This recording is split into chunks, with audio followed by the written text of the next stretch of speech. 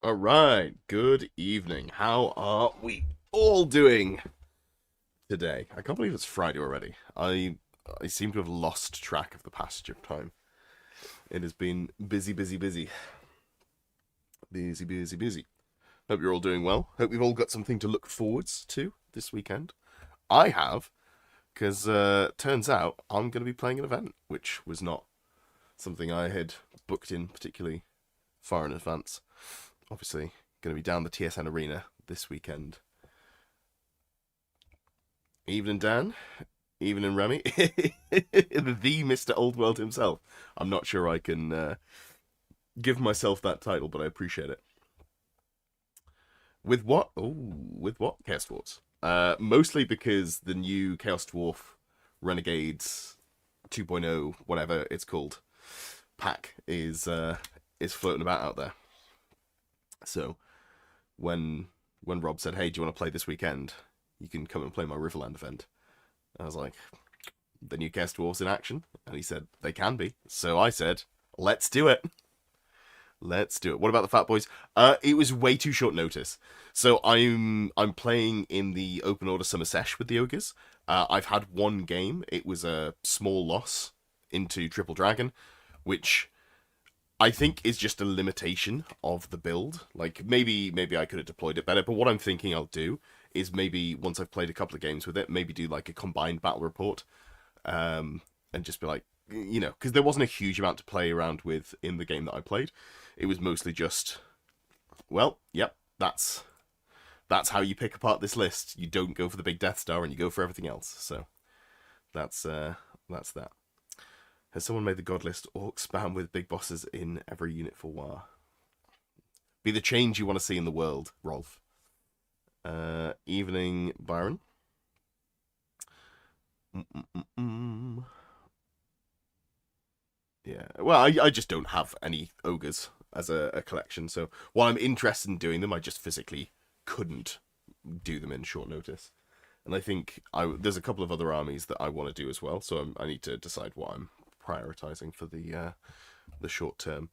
But yeah, the event I'm at this weekend is it the Darizar bombardment build. Unfortunately, not. I wanted to go full artillery and just drop all of the non sort of shooting pieces. However, problem with that is because I do have Chaos Dwarves, but it was short notice. I didn't have the time or honestly the enthusiasm to build and paint a load of artillery pieces because I'd have had to have got them delivered and everything. So probably would have been like 2 to 3 days to paint them.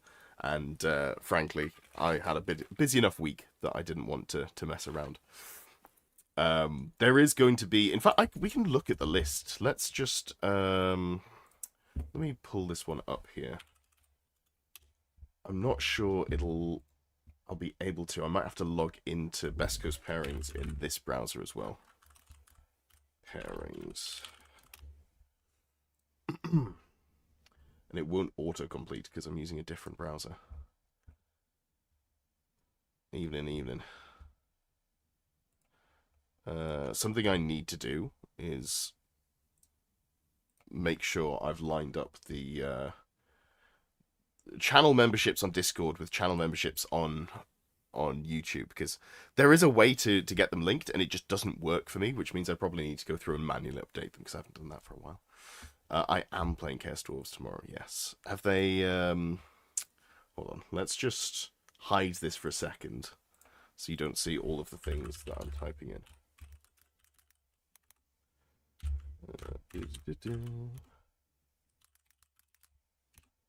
This is a little bit of a long shot because I can't remember what password for BCP. I haven't had to like manually log in for years because Chrome just... that wasn't it. Chrome just automatically saves your details, right? Oh, that wasn't it either. What have I... Oh, I've typed my email wrong. Love that. Okay, so it's probably the first password. Apologies. This was not something that I was planning on doing, hence why I haven't prepared it. Boom. There we go. Any news on them being adapted into Old World Builder?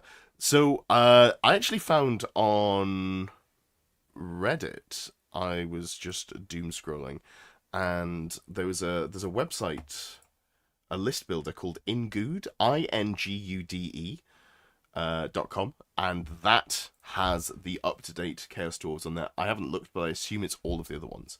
So I built my list in there. It's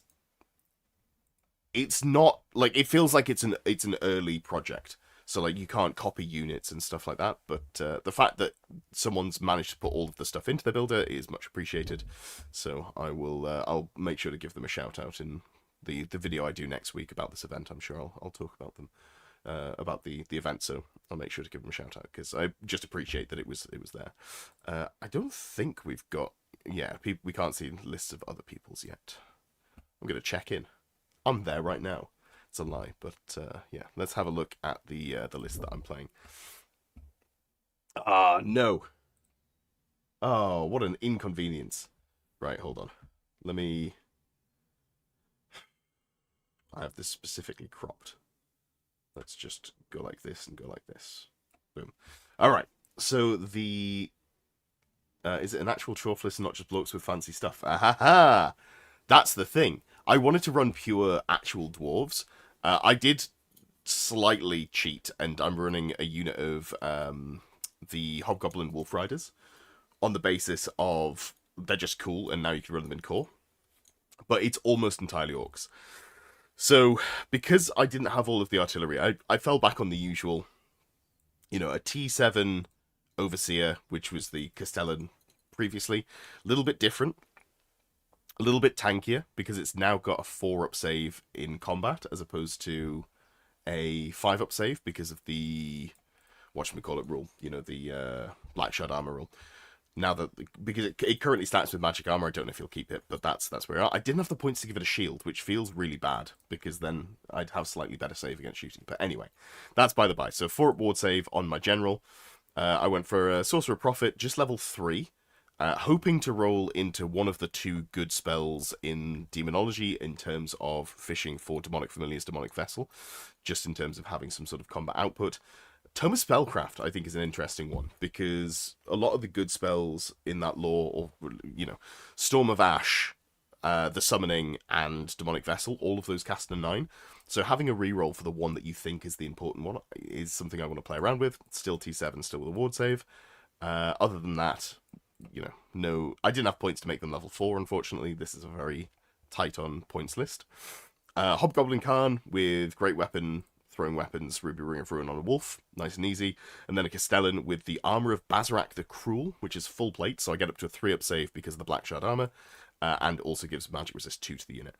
And the Khan is going to join the reserve move Wolf Riders, so unit champion, musician, cav spear, short bows, yada yada, just as you might expect.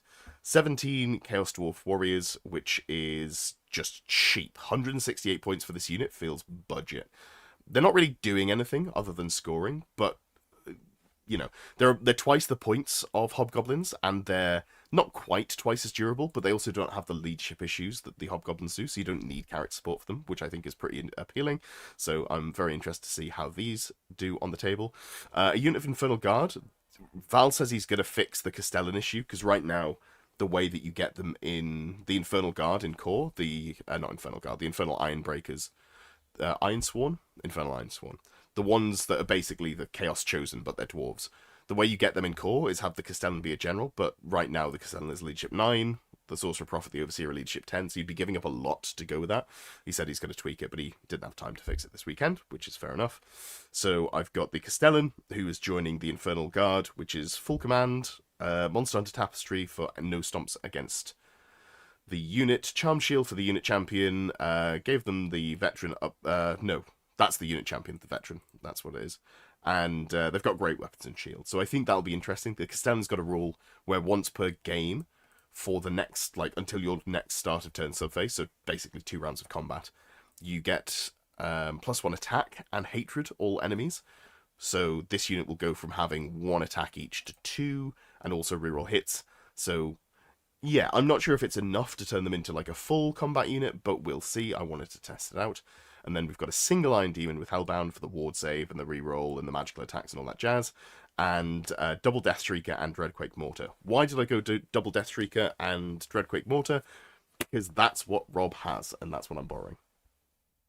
Veteran is an upgrade. Deathmask is the champion. Thank you very much. Appreciate that. Uh, I wrote this a whole... What time are we at? 8 p.m. About 32 hours ago. And since then, I have looked at so many lists that I can't remember which way my head is. But yeah, so this will be interesting to play. I'm curious. And I actually wanted to look at the pack as well, because I haven't... I've done what you should never do, which is write a list without looking at the event you're going to.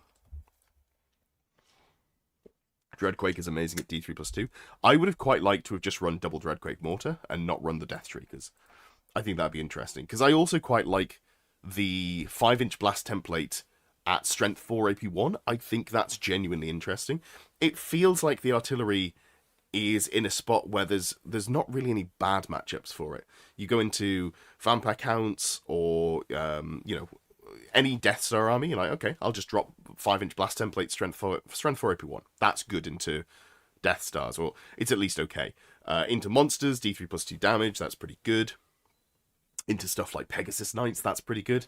You might do some chip damage with the outside of the template, but the inside of the template can just one-shot things. It doesn't feel like there's really any bad matchups. There are going to be better and worse matchups, but they just feel generally useful now that they're strength 4 AP1 on the entire pipe plate. Paulie says, what if the event's a no dwarf event?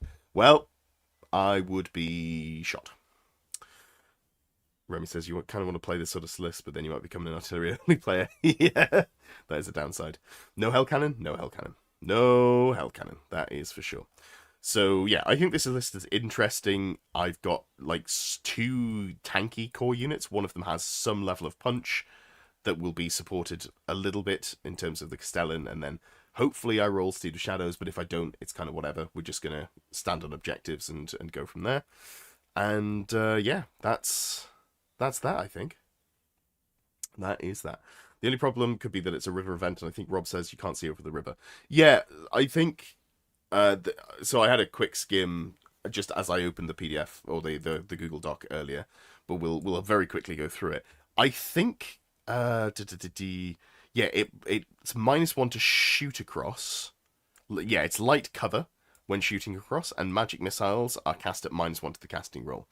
Nothing said about blast templates, and that is balanced by the fact that these things are much less accurate. They're okay. But in terms of, like, if you're thinking about war machines in terms of cannon accuracy, they ain't cannon accuracy. Faux show. They are much less accurate than that. So, this is the river pack 2. 2 parts of the river, the banks and the water. The banks are the edge and the entire top surface is water. That makes sense. The banks are lone linear obstacles. That's probably fine for me, if I can get to them. Having my 1-attack dwarves up against the edge of that will probably help stimmy a level of output coming at them. Up to 2 infantry units may be given a makeshift raft, and they treat the rivulet as open ground when they cross, and it can't be used with flying. Okay, so I guess that's just my Infernal Guard, and the warriors will be getting a raft there so they can go across it. Other than that, it's difficult and dangerous. Cool. Speed and type. These rivers are not natural. We've looked at that already. So they provide light covered shooting, -1 to magic missiles, line spells. Yeah, this makes sense. Casting within 12 inches of the river. So you control the bank of the river and you get points. Interesting. It's a domination, but river domination. So the highest unit strength on a bank controls it. And it's a unit... Add together unit strength of each of their models that is completely within each bank, not counting fleeing models. I'm curious how wide the banks are. Like, how many ranks of models can you get in? Do you have to go... Do we have to line hammer? Is that how we do this? Man, I wish I'd drilled. That would be nice to have. So, if you control a river bank, you get 200 victory points, and if you control... Oh, it's like domination. So... You get 100 extra if you double outnumber, or 200 extra if you... Ooh, damn, that's a lot of points. Guess I'm keeping my infantry safe somehow over the course of this game. Yeah, just ally a Tomb King wizard to reroll the scatter or artillery die. Has a flavor. Uh, I'm very pleased to tell you that the rule that you get on Sorcerer Prophets is you get to reroll an artillery die or scatter die. But it is specifically, it used to be for artillery only, and now it's just any, so the Iron Demon benefits from it as well, which is cool. Speed of the River. Does it say... It does. Okay, so let's look at these, and then we'll go from there. So this is Strategic Locations 4. So 1, 2, 3, 4. Oh, okay, so the locations are actually marked out. So we've got 1, 2, 3, 4. Interesting. We've got Baggage Train. We've got Riverside Domination as well. And it's Calm Waters, Unsettling Fog. So Calm Waters is no effect. Makes sense to start off in round 1. And Unsettling Fog, no line of sight. Oh, so protection from cannibals. And you can't see if you're an interruption between the base of that cover crossing over. So the way this is worded, I think it sounds like if you're in the river, you can't see anything, or you can't be seen if you're in the river. Interesting. I'm sure we'll get that clarified tomorrow, but it might be meaning that when it's like a wood, so that when you're in the river you can see out of it and vice versa. But I'm not entirely sure. Evening, Paul. Hope you're doing well.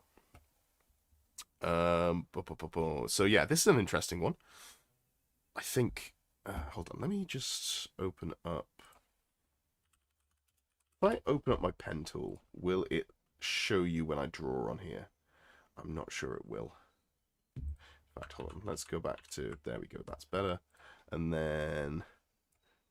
it doesn't show up. All right. I can't be bothered to fix the... to fix everything there. We'll just leave it off. You don't really need to see me drawing. But yeah, I think I'll probably want to be bunkering up on one of the sides of the board there, if that makes sense. Number 2, mission 2 is Frozen River of Light, Strat 4, Baggage Train, Riverside Domination. Okay, so we've got... this is interesting. So you have to spread out. So you want to fight over the river, because it's still got Riverside Domination, but you're on both sides of it in terms of support. Frozen and River of Light. Frozen is... Frozen is additional Swift Stride. But your charge is disordered. Okay, interesting. Because I guess you're slipping about. Okay. And then River of Light, if you go through it, you get a ward save and stubborn. Ends its movement or passes through or ends its movement, you get it. Alright. I'm kind of thinking I just leave my infantry in the river. But I can't do that, can I? Because I've got to hold the objectives. Which is nowhere, not actually that close to the river. Okay, interesting. Interesting. Hey, yeah, that'd be good. What are you playing? Have you brought your ogres? Is it the Ogre Liberation Front? Or the Nobler Liberation Front, I should say. I love the Frozen River. I'm loving the Frozen River. That's pretty fun. But how am I getting the benefits of the river if it's frozen? Checkmate. Alright, cool. Mission 2 looks interesting. That'll be a fun one. Mission 3, Fast Empowering Waters, Hammer and Anvil, Strat 2 Baggage Train. The objectives are in the river. Okay, interesting. So this is going to be a curious one. None of the units that keep Swift Stride have Swift Stride. Rob such a tease. Interesting. Let's have a look. I've just forgotten what it was. Fast and Empowering Waters. So fast is... Which way does it go? Okay, so if you stand in the river, you get dragged along, which is funny because the objective is in the river, so there's actually reason to do so. Must make a strength test. I like that. And then we've got... What was it? Was it Empowering Waters? Empowering Waters. +3 to their initiative. So I'm going to be putting my dwarves... I'm going to be putting my dwarves in there with my base strength 4, so I'm quite likely to pass my strength test, and my base initiative 2, and just be like, well, you can charge me, but I might hit you first. I might hit you first. Probably not. I'm just going to use my great weapons, but that's interesting. Mission 4, Rapid Necrotic Ooze. I don't think I want to stand in this one. Baggage train domination. Toll houses. Special feature end of game scoring may be only contested by units on the same side of the river. Okay. I'm assuming the toll houses are these buildings towards the center. Baggage train domination. Then also river domination? No river domination. Interesting. So it was necrotic ooze. You get poison attacks. Okay. Very cool. Until the end of the following player turn. Man, if only I'd brought a unit of blunderbusses, then, you know, this would be great. And then we've also got... I actually don't know how poison would interact with the... Like, each shot gets you multiple shots. Is that how blunderbuss works? It's been such a long week, I can't remember. I think blunderbuss might just be multiple shots. Anyway, that aside. So, necrotic ooze and... What was it? Tumultuous. Turns off swift stride. Turns off fly. That is fair. Rapid and necrotic ooze. It was... Yeah. Turns off swift stride. So it wasn't tumultuous, but it was another thing that turns off swift stride. Okay, interesting. And then mission 5 is tumultuous river of blood. Strategic locations 3, so we're all down the center again. Nice. Baggage train, riverside domination. So you really want to be holding these. And tumultuous is obviously turning off the swift stride. Cool. And then river of blood gains fear. If it caused fear, gains terror. Interesting. Okay. I like that. That's pretty fun. Hashtag bring back blunderbusses auto-hitting like fourth. That's a long hashtag, but I'm on board. Your Noblers will be flying down that river. Yeah, they will be. Remy says the Dowie will drown because they're short stature and heavy armor. The fun thing is, they won't. There's no rules for drowning, unless we've not, you know. Nope, there's no rules for drowning. Love that for us. So yeah, that should be fun. That'll be interesting. It'll be my first themed event that I've played for any game system. So it'll be interesting to see how this goes, but I'm sure it'll be a good time. And I'm curious to see both the Chaos Dwarf Warriors and the Iron Sworn in the same list. It's not Iron Sworn. Infernal Guard. There we go. Because theoretically, they will hold different positions in the list, and I'd like to just see it over the course of 5 competitive games. Wish you could join an event like that. Here's the thing, Remy. All you have to do is get on a plane. So, yeah, just Amsterdam to, you know, you'd probably have to fly to Birmingham, unfortunately. When I'm flying out to Spain in September, I've got to get down to Heathrow. That's the best way to do a direct flight.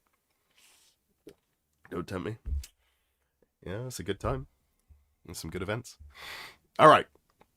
Let's get into it. We've done the mandatory 20 minutes of just sort of general talking.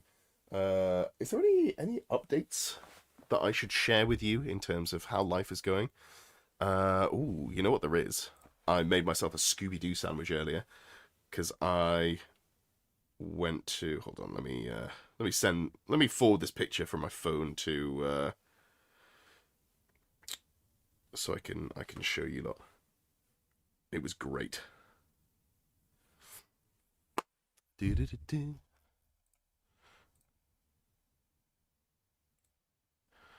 Yeah. If I paste it here. Oh, do I have to drag it? I have to drag it. Boom. Look at the size of that sandwich. There's a cropped hand for scale. And that's just an entire loaf of sourdough. Or like a, M&S sourdough thing with 2 packs of meat in there. You'll be pleased to hear that I didn't eat that entire thing because that would probably kill someone who wasn't a cartoon character. I had 1/2 for dinner. That's a chunker? Hell yeah. Was it an actual Scooby-Doo sandwich where you have to unhinge your jaw to eat it? Yeah, kind of. Like, it's a big ass sandwich. You can, like I say, you can see my hand there too if I zoom out slightly. Look at the scale of that thing. Bosh. What I'm hearing is he'll buy people tickets to fly to events. No. Alas. If only that was even a consideration. Well, Corathon, we'll start with That's a Sopranos sandwich. Gabagool! That's all I know about the TV show. I've never watched it. But there's Gabagool. Alright, so we've got Corathan's list. Thank you to everyone, as always, who submitted lists. There were a lot of member lists this week, so there is... yeah, it was very much just sort of... It wasn't even like the first 10 lists, it was, I think, the first one list, and then members from there. So, let's start off with Corathan's list, which says, just waiting to have fun with the big lads. Minotaur hype, and it's 2,500 points. Which, yeah, okay. So, this is it's just wall of meat, right? That's what you've got going on here. So, let's start off with the characters. We've got the Doomball with a great weapon, shield, level 2 wizard, battle magic, full plate, army, potion of fervor. I don't think I'd be bothering with potion of fervor, because you've already got the place where potion of fervor is good is like the lower your attacks, the more value you get out of it. It's not to say that it's not good, but out of all of the things that you could put in, I'm not sure that's where I'd be spending my points. Like, this is only with a hand weapon as well, right? Yeah. Now, it will be like an AP2 weapon, but I think instead of doing that, Gouge Tusks is going to be more of like a force multiplier. If you want to get more bang for your buck, getting an AP3 great weapon is probably going to do more for you, as opposed to getting one attack, which will be like, sure, it's probably going to be a strength 6 hand weapon attack at AP2, but the great weapon will do more for you. I'd also change this potion of fervor to, you know, what would we change it to? Let's have a look here. Where is the potion of fervor? There we go. Cool. So this Gorbel is a BSB with no banner, great weapon, shield, full plate chaos armor, pelt of midnight. So you've got the -1 to hit the unit from shooting. I don't know that we need strikes last on this unit, but it wouldn't be terrible, because if you're going to be attacking with great weapons, it's nice to strike at the same time as the combat goes on. So that's one consideration. Or... yeah, I mean, honestly, if you're going for a level 2 wizard, the unit doesn't have a ward save. It feels a little redundant with the full plate chaos armor, but maybe it's just a case of you go Talisman of Protection, not Talisman of Protection. Law Familiar, where is Law Familiar? There we go, Law Familiar. And then you can take Oaken Shield and give the ward save to the unit, because the unit's going to struggle in terms of defensiveness. And then we definitely want to have a banner on there as well. You've got Beast Banner on one, Monster Hunter Tapestry. What's the other banner that's obvious? Beast Banner's the charge range one, right? Yeah. Beastmen have so many good standards. Could just be Banner of Swirling Wind, so both units are -1 to be shot. I guess we would be stacking both on the same unit, actually. That's not particularly useful. Like, that feels redundant.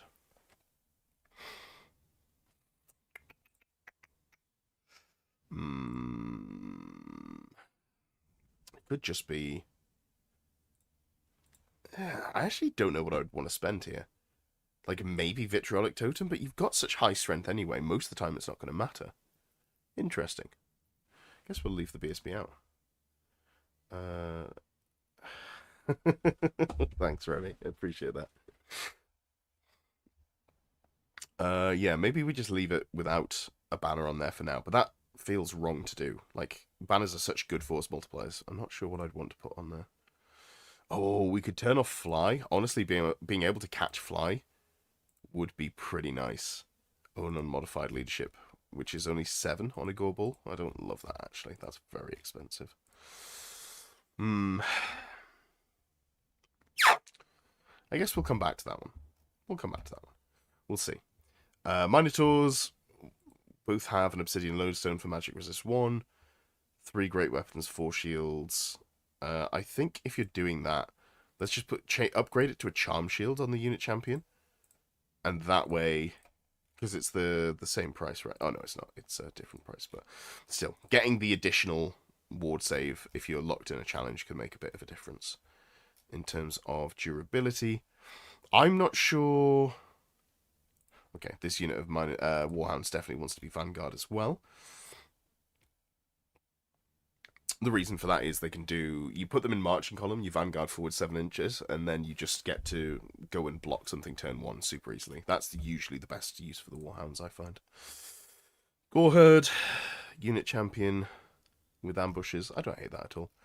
Like, this unit can come in skirmish and just be a backline harassing unit. Normally you do it with Ungor, but I think if you're not struggling for points, Gore are just going to be more effective.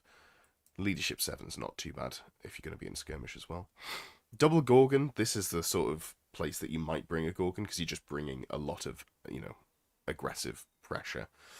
I really don't, like, see value for double great Dragon Ogres.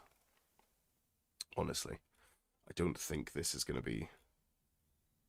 I don't feel like this adds much. In terms of, like, if you want just cheap drops... I guess... Oh, wait, you also haven't got a Herdstone. Herdstones are incredible. You definitely want a Herdstone. Even if you're just going for, you know, the ability to play it defensively so that people have to come towards you in a matchup where you're just going to win because you get 200 points for holding it at the end of the game, / getting the reroll 1s to wound for your units. Both of those are massive buffs. I don't love a Giant. I think...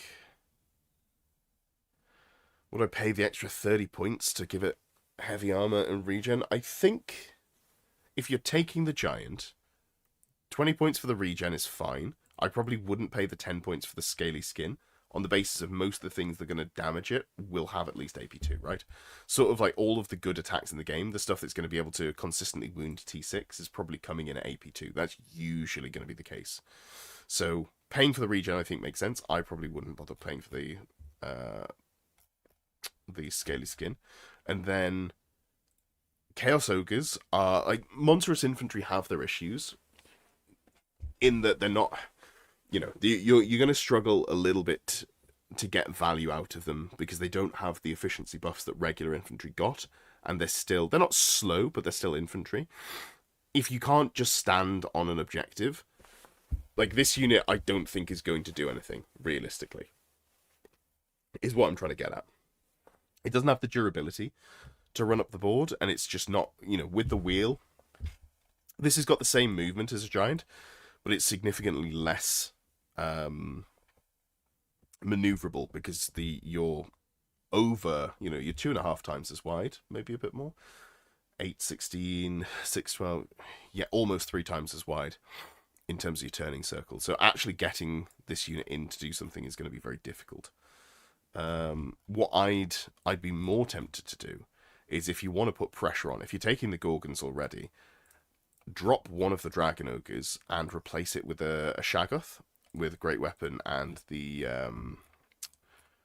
heavy armor. Where's it gone? Heavy Chaos armor. Like, this is something that I could see. You know, so now you've got 4 big things that are running at your opponent.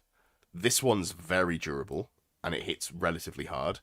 These 2 are less durable but hit very hard if they get in. Then this one is kind of the lemon of the bunch in my mind, but at least it's got a 6-up regen, so it's not going to fall over just immediately. It changes the odds on whether 2 cannonballs kill it, so there's value in that. And then we've got all of the core and this here as well. I think I like this one unit that's going to...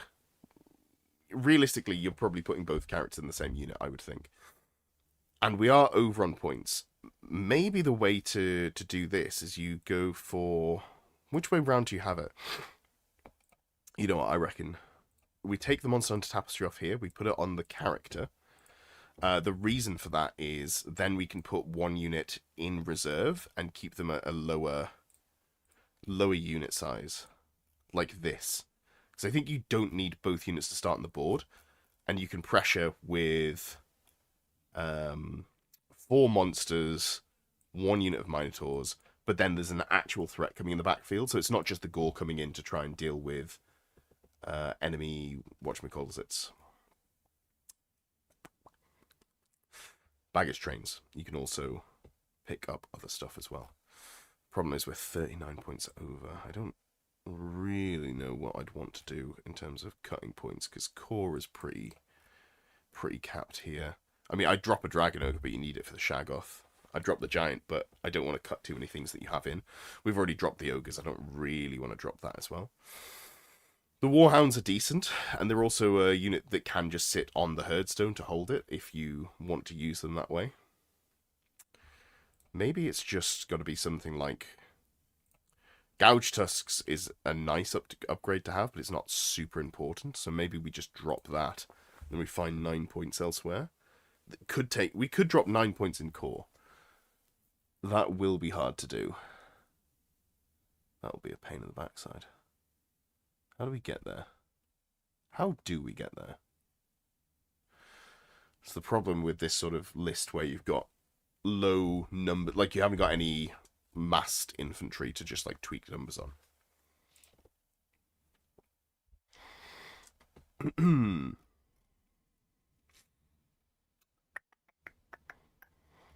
really want to tweak this character too heavily. Drop 2 gore. Yeah, it can do. Having them as 12 is nice, so then you can flex, have them on an objective. Obviously, they still score as a 10, but then if they take any casualties, they lose out there.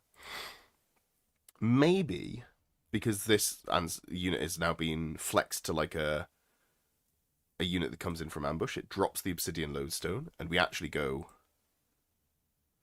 plus a gore and a musician. That's still over in points, of course it is.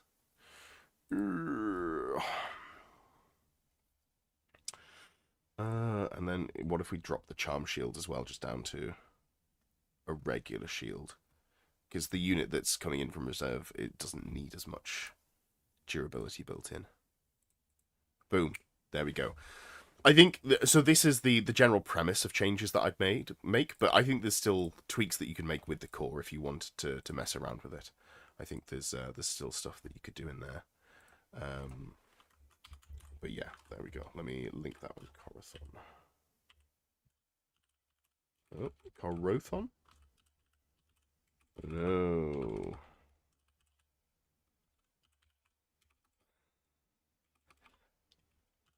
I can't type. There we go. Boom. 1 down. 1 down. So, starting off with some Bloodherd, which I think is an interesting place to start. Let's go over to something else. Who else have I seen in chat who has commented recently? Just going to blow my nose.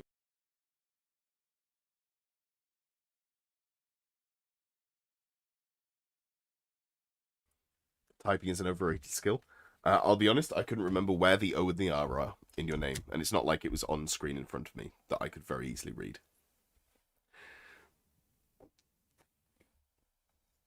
I did see Byron in chat earlier, so let's have a look at their Brettes. I'm going to have to scroll up because there was a good amount of information tied into this one. Let's have a look here. Let us have a look. This one is tough. Trying to cram a Hippogriff in, as I like the triple save Unbreakable Monster. I think that's worth playing around with. It's not, like... Brettes are in a weird spot, I think. I think they're worse in the UK meta than they are in other places, because we seem to value cannons a lot more highly than other places. So, I think he's probably better here. He's better outside of the UK, which means that my initial read on him, like post 1.75 FAQ or whatever they called it, I think it's better than I think it is, as long as you're not playing in the UK. Although maybe I should try and playing around with one. I do like the triple save Unbreakable Monster. So Prophetess is there for Meteor Hammer. Paladin is in ideally, as he's a centerpiece painting wise. That's fair. It's nice to have. And also you have to run a Paladin if you're playing Crusade. So you know, that's super reasonable. Pegasus Knights. Ground Knights. Okay, let's have a look at what you've got here. So the core is... Oh, wait. I thought it was Crusaders, but it's actually just regular Grand Army. You named it something to do with Crusades, and then my brain just filled in the gap. So we've got Pegasus Knights, we've got 3 Grail Knights. 3 Grail Knights is interesting. I guess they've got a really small footprint. 128 points. Like, this is so vulnerable to any shooting. But if you're not worried about shooting, you've got a very small footprint with 7 attacks, with strength 6 lancers at weapon skill 6. Huh. Actually, I hadn't considered that. I had not considered that. And they've always got the Grail Vow, although I guess you're going to be praying anyway. Maybe I need to reconsider. 128 points is... It's like cheap enough that if it goes wrong, it's not the end of the world. But it's a very small... Yeah, it's a very small footprint for the amount of attacks you get. If we were to go up to 5, you're looking at 204 points. That is pricey. Like, I want to give them MR to shore up their weakness against magic missiles, but then you're just making them super pricey for no good reason. Yeah, okay. Interesting. I don't know how I feel about that, but that's interesting. I haven't seen anyone else doing it. It was not knowing what to do with the leftover points, fair enough. So, we'll start off with the Duke, who is Barded Pegasus, great weapon. I would say let's just go Lance, not a great weapon. If you're locked in combat with this character, then things have gone wrong. In fact, why are we going any of these anyway? You've gone for Knightly Temper. Let's just give them an actual good weapon. It's either Ogre Blade or Cackling Blade, but if you're going for Knightly Temper, let's just give them the Ogre Blade and make sure that they can take on a good amount of things. What have you got here? Totem of Wrath. Maybe it is just Cackling Blade. Maybe it's just about doing as much damage as possible.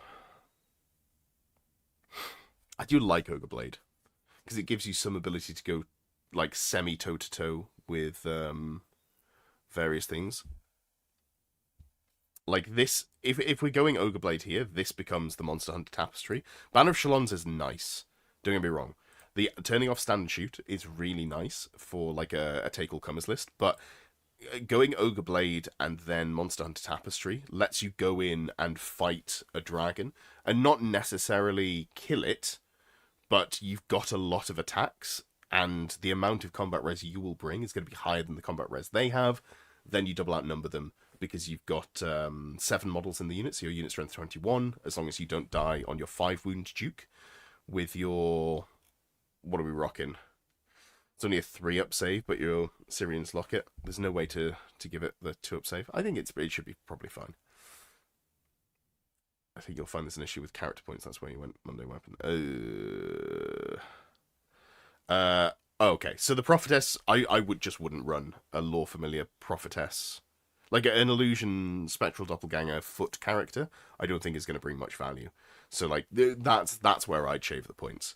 So this I like. This just works. The Baron is Lance, Shield, Barding, Gilded Cuirass for the regen, and the Virtue of the Penitent, which is the +1 weapon skill. Oh no, Unbreakable. I was thinking Virtue of the Ideal. Yeah. Okay, so this is still, it's +3 wounds, right? So it's 6 wounds, T5 with a triple save. It's not bad. It's not bad. Funny enough, this is where maybe I'd consider a great weapon, because you're more likely to get stuck in for long combats. Does that matter? Probably doesn't matter that much. I think having the lance so you don't take too many wounds on the first round of combat is probably fine as well. Paladin... Sure. You haven't got any magic resist in there. Yeah.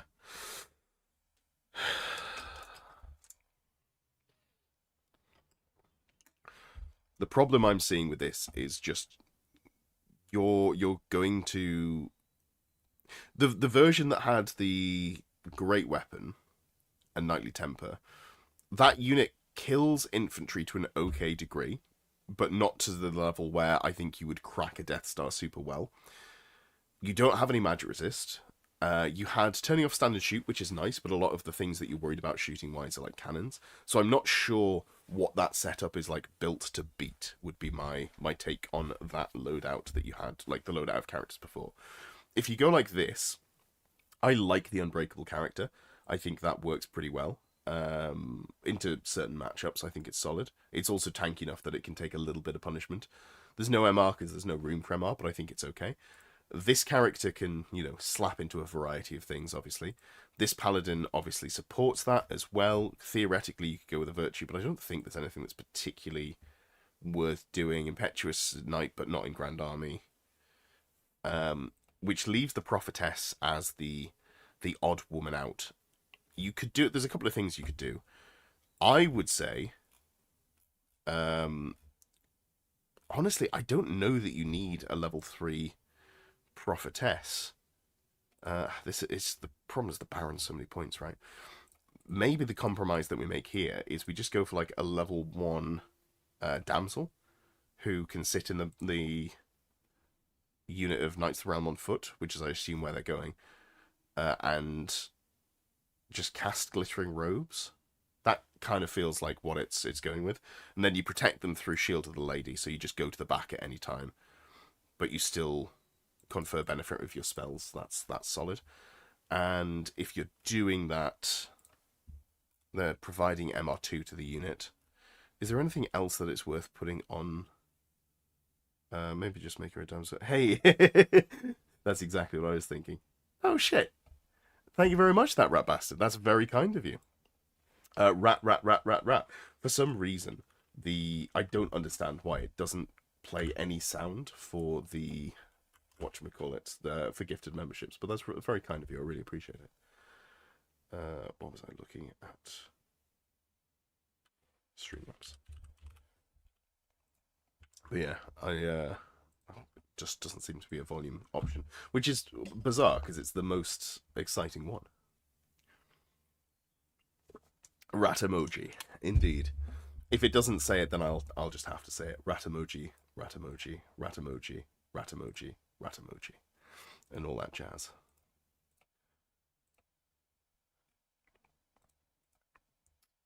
Yeah, sorry, I got sidetracked. But yeah, I think your suggestion of the Sacrament of the Lady, sorry, not Sacrament, the prayer icon of Canals is not bad. That's a very solid one to go for.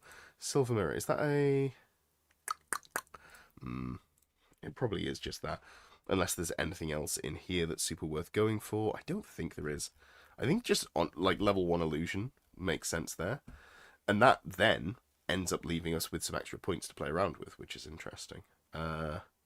Which, there we go. That's what I was talking about before. We wanted the MR2 on the squad, so this means that you don't just immediately keel over if you're playing against like Beastmen with Vile Tide or something like that. So yeah, that looks good. We don't need a virtue on there. The damsel is providing a reasonable amount of magical defense. It's not the best, but it's not the worst. You still like a 21-inch dispel. You're dispelling hexes at +2. And then we've got the full command unit here. Knights of the Realm. This unit definitely wants a standard. Surely.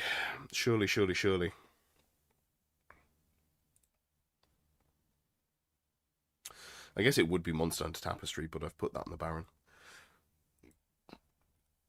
Just the War Banner, then, I think would be the way to go. I'm not sold that they need great weapons, but also they want some way of affecting the game on their own, I guess. So that might be worth doing.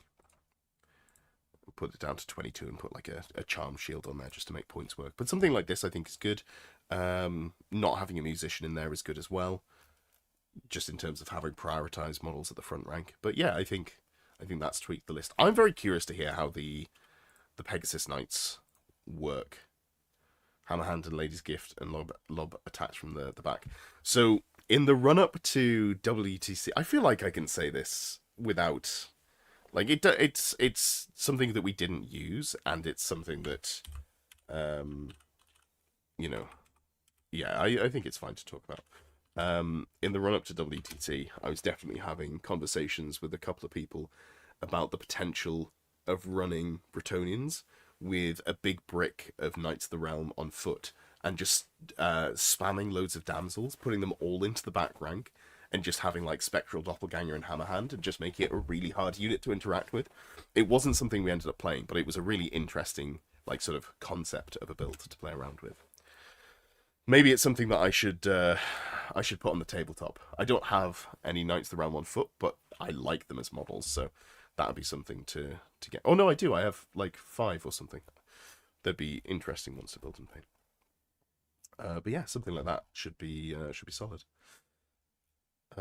Cool. Let's have a look at. I want to go with Goldfire's list, and Goldfire's sent in a list that says 6 Scream vampire counts. 6 Scream list because I'm a horrible person and I want to try it out. I think as well this is like difference in regional metas. I think 6 Screams vampire counts, despite sounding horrendous, is actually kind of the soft version of the list, which is wild to say. But I think it's the soft version because Terrorgeists are so easy to get points out of in terms of like theoretically if you're not super careful with your positioning, dragons can come in and pick them off, or cannonballs can get points out of them in a way that the normal vampire count list is quite immune to losing points against that way. You own 5 Knights on foot. I own 52. That's why I'm keen on making them work. I don't think they're bad. I don't think they're bad at all. But I think they do need some level of interesting support. I just don't really know what level of support I'd want to put in. Like, if the main theme, I'll come back to this list in a second. If the main thing you want to make them work, is them, drop the Baron. Maybe go a level 2 Damsel for Oaken Shield, and then the problem is you need Lore Familiar for the Spectral Doppelganger caster. So maybe you just go double Prophetess, like you drop this Baron, a level 4 Prophetess with Battle Magic, you picking Hammerhand, and you're hoping to roll into Oaken Shield, and then you've got the level 3 Spectral Doppelganger caster, and then maybe you even drop this unit of Grail Knights, if you've got the points, and you go for like a level 2 Battle Magic Damsel, and you just really try and fish for Oaken Shield. You always want LSA. Not if you're making Foot Knights work. And the problem is LSA just doesn't fit into most, like, the traditional list. If you're playing units of knights, then sure, but, like, there's nothing for LSA to join in here, right? So she just doesn't fit in here. This is, like, the age-old argument about her, and I think she's a lot better than when I planted my flag in the ground and said, absolutely not, I don't think she's good. And that was, I want to say, a year and a half ago, something like that. And at the time, I think that was true. Not that she wasn't good on paper, but she didn't fit into the list, and you had to take worse things. Now the game has changed to the point where what she brings is so much more valuable than it was at the time, that I think it's worth twisting your list. And also because you've lost the Royal Pegasus, that sort of style of build where you're going for the Barons on Royal Pegasus in Exiles, it's just a little bit less good. You've lost a little bit of juice. There's a little bit more shooting in the game. I feel like her value has gone up, but you still have to build a list specifically to fit her in. But I think it's a lot more compelling to do now, is my concession there. She's actually crazy good into a lot of strong armies right now. 100%. 100%. So, if I go back to Brett's, which I am tempted to do, because I just love Pegasus Knights. I mean, who wouldn't? She'd definitely be something that I'd consider fitting in.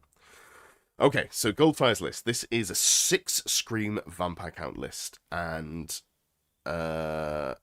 interesting. So there is a level 1 Mortis Engine with Illusion. There is a level 3 Mortis Engine for Necromancy. There's a general on foot with the Cloak of Mist and Shadows, so they can't join a unit. That always really worries me. I think you're just looking for your general to die if you do that. I know it's personal preference, but I hate that as an aspect. Okay, I don't really know why this Mortis Engine is in the list. I guess, like, rules as written, the stuff like a Cursed Reliquary and also the Blasphemous Tome stack, right?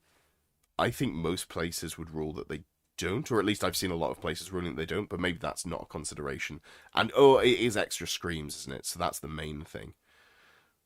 But I don't think that the list is better for having an unprotected Mortis Engine just to get into the Scream. I think that is pushing the list to an extreme in a way that doesn't make the list better. would be my take there. So I think we have to drop this. I know we go down to 5 screams for doing it, but we're going to put in a BSB, and a BSB is obviously so incredibly important. You've deliberately not gone with the brick of... Here's the thing. I think the best, like, multiple scream, like 5 scream list would just be take the meta list, and instead of going 500 points of Hex Wraiths, go double Terrorgeist. Like, that's just the list at its probably best. So I'm not going to do that. But assuming that you're looking to run masses of zombies and also, you know, not run all of the usual stuff, I think the way to do it would be, let's run them as units of like 30. I think that makes the most sense. Because if you're running this many units, you definitely can't afford to start them all at 20, because you'll never rest them all to full. But we're going to put in a BSB, who... I guess it's just going to be on foot. But we're also going to put in a corpse cart. And I think, on the basis of... I don't know that the corpse cart's good, but like, if you ever want to do this sort of style of build, getting the theoretical plus rezzing from that is really nice, and we've got points to put in, like a White Lord, BSB. Keep them super cheap. We don't have to give them anything particularly amazing. They can start off in one of the unit zombies and then just move between the units of zombies and try not to get charged. So you're probably putting them in like a backfield unit, or even just running them around. You know what? Actually, this might be the model to give the Cloak of Mist and Shadows. It's not even that. It's Flying Carpet I'm thinking of, isn't it? But then you can't join the unit because you fly.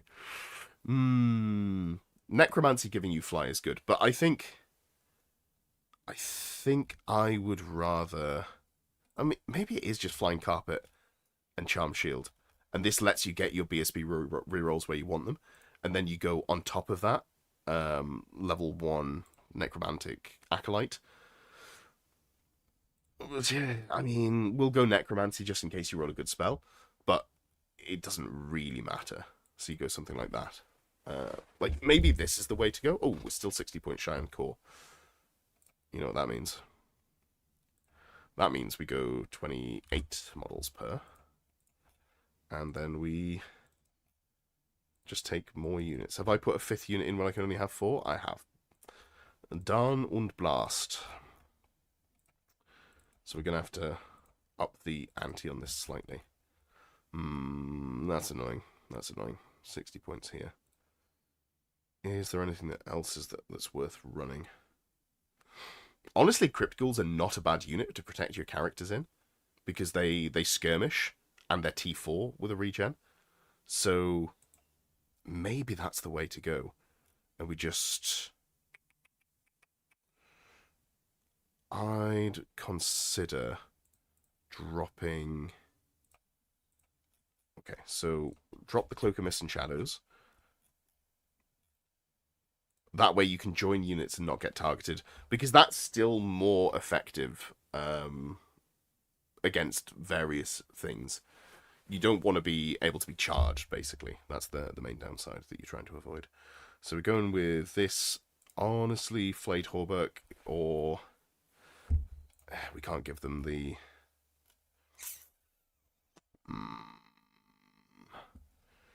I just generally want some level of defense on this caster, but I don't think there's an easy way to do it. I don't think there's an easy way to do it at all. Yeah. We're going to hope that we roll into Spectral Steed, right? So, Spectral Steed gives you Ethereal and Fly, so that gives you the mobility and defense you want.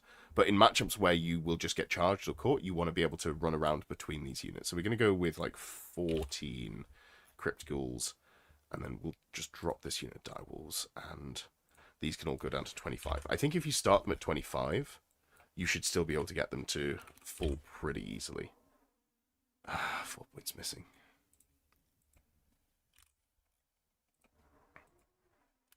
Which means we're going to have to cut points somewhere. Maybe the Corpse Cart doesn't fit in the list as much as I want it to. Maybe I'm letting my memes be dreams, you know? Maybe. So we've got level 4, level 3, flying carpet. Let's just take the flying carpet off, and we'll just allow this character to also be in the unit with the there we go. They can also be in the crypt ghouls. And then for quality of life, we're going to give this model also. Honestly, probably just lore familiar. Like, we don't need to have a character that can also take the Lore of Undeath spells. Like, you've got two here. You've got the Acolyte, you've got the Necromancer. And then we can take off the shield, and we're 2 points over, 2 points here. Is there a way to make this work? So 9 points per model, 3 points per model. That's not going to work nicely. If we go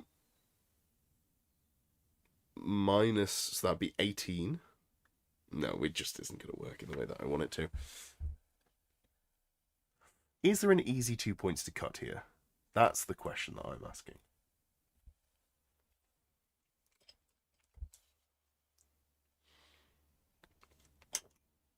Don't really want to drop the Charm Shield on the White Lord, as much as that would be the easy place to drop it. Maybe we just accept that it's going to be spell familiar instead of a lore familiar. And then we've still got an additional 13 points. So that's takes all these up to 29, something like that. Yeah, something like this might be the way forwards, but I think, like I said before, if you wanted to play the maximum Scream list, it would just be run the normal list, but then also make sure that you've got 2 Terrorgeist in there instead of the Hex Wraiths.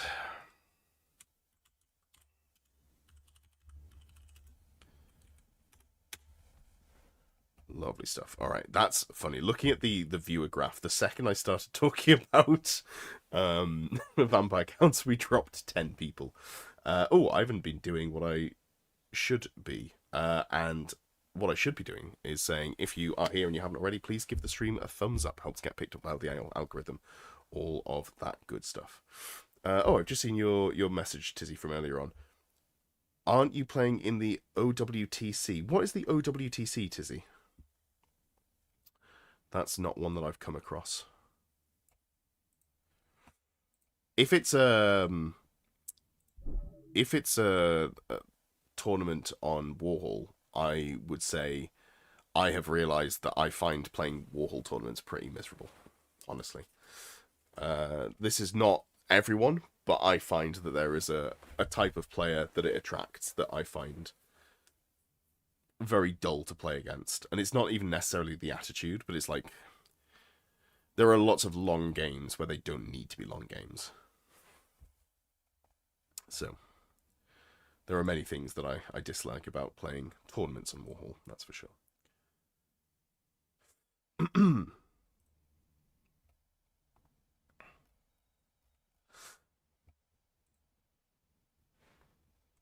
WTC. Is it the... No, I'm not sure. Anyway, I'll wait for Disney to get back for us. So, we've finished talking about vampire counts. No more, I swear. Well, let's talk about something that will appeal to the masses. I was almost going to say Cathay. Let's not go Cathay. Let's look at one of the 2 Orcs and Goblins lists. I did pick them for the thumbnail. So let's have a look at Orc Boy Phil's Laser Snotlings. And they say, my take on the laser list. And do Jade Fleet. We'll do yours next, mate. We can get to yours after that. Need to salvage the situation because apparently vampire counts have sent the viewers into snooze mode. So this is I want to point out that Phil said in the questions section, the podcast questions. Let me find the exact quote for this.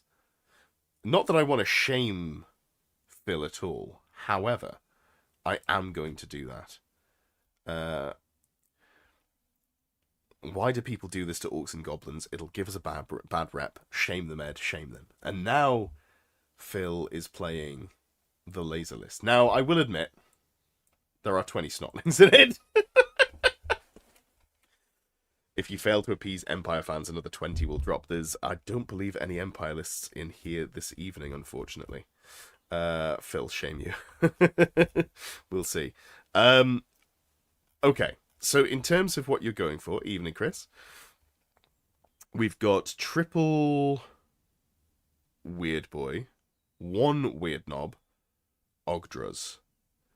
Okay, so Ogdras is good in this list, right? Because you get the ward save and the regen, and you can also put it on the Snotling. So actually, even though you lose a laser for it, I still quite like having Ogdras in there, I think.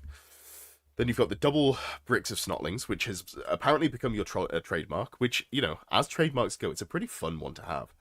And then there's 22 Orcs with Warbows because they're free, light armor shields, champion with the anti-impetuous hat, monster hunter tapestry, musician.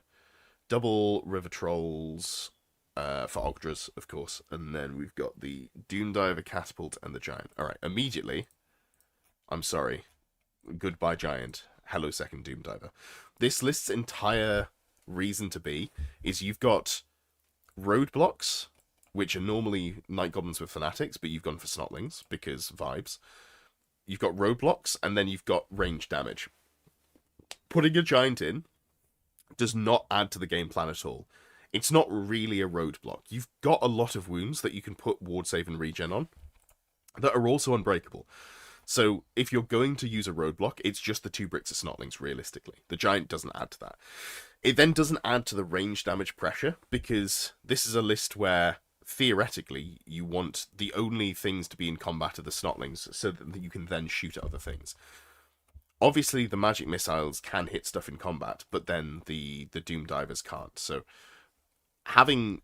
focusing more on being like, here's the range damage section, here's the melee section, makes a lot of sense to me. 2 river trolls. I think this is probably correct. Although, like, how much cheaper is it just to go for 2 normal trolls with no weapons? You could save 24 points by doing that. I think I like having the river trolls because the extra wounds are really nice, and the, you know, great weapons are probably worth just in case they ever end up in combat.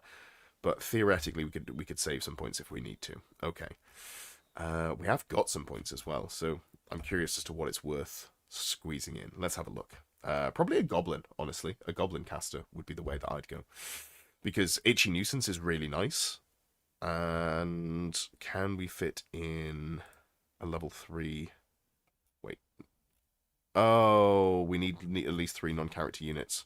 This is me forgetting again that swarms don't count. So we've got 1, 2. What else can we put in just to keep things cheap? What else can we do? Maybe the answer is a regular goblin, level 1, for Itchy Nuisance. Obviously, you're casting up, so you're not guaranteed to get it, but you're not unlikely to get it. Like, over the course of the game, you can try and cast Itchy Nuisance. And then we go for 2 units of 6 on the Snotlings. Oh no, that won't work, because they're still bloody swarms. Who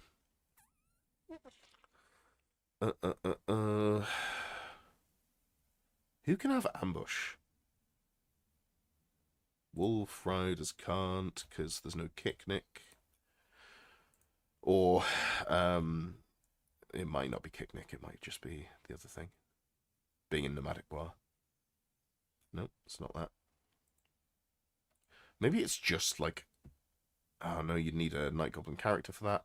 Although you could go a Night Goblin Shaman and then a unit of Night Goblin Squig Herd. Not Squig Herds, obviously. The Squig Hoppers is what I was thinking. And then we drop this down to a Night Goblin one. I'm not putting any Fanatics in, don't worry, don't worry. I know I've put a Night Goblin character in. There's no Fanatics, don't worry. Just we needed a 3rd unit, so making that... Chris says small Night Goblin unit. Orcs and Goblin players are a special breed, and I say this with love, in that they've managed to... And this is, like, just the attitude of Orcs and Goblin players, or, like, Orc players across all games that I've found. That they see the thing that's effective, and they go, don't really want to do that. kind of want to run some brand of ridiculousness, which I respect. But we probably don't want to put in the thing that they're trying to avoid entirely, because that kind of goes antithetical to what they're doing, which I respect. It's not for me, but I understand why that's what they're going for. Yeah, so let's just say a small unit of square coppers, because that, I think, plays into this sort of play style. You can run them around.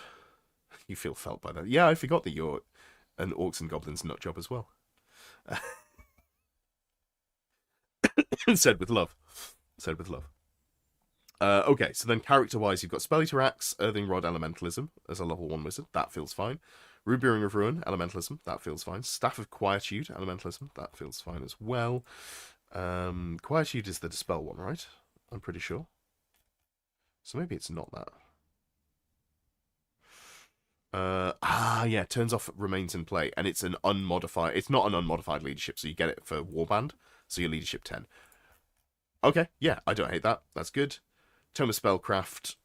Tome of Spellcraft should probably just become the Idol. I know it's a little bit more expensive, but I don't really think that's a problem, because it increases the range of all of your spells by 3 inches. So just getting a little bit more range on all your spells is good. Plus, you still get the same reroll for 10 more points. Orcs and Goblins or Skaven. Both sets of players. Skaven players are... Orcs and Goblins can at least run good units. Skaven players seem allergic to putting good units in their lists sometimes. It's me. I was the Skaven player who ran a stupid list. It was fun. But, you know, it is what it is.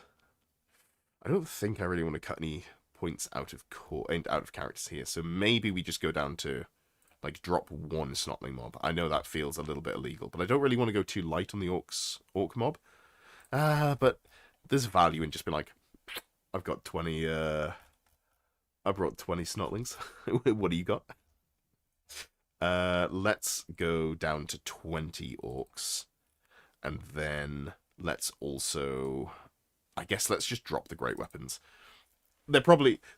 you're probably going to put them in marching column, and they're probably not going to get into combat. And if they get in combat, they're not going to win combat. So let's just treat them the way that you'd expect them to be treated. And have them as a casting, like, plus bunker for Ogdras. And probably just have them behind the unit, honestly.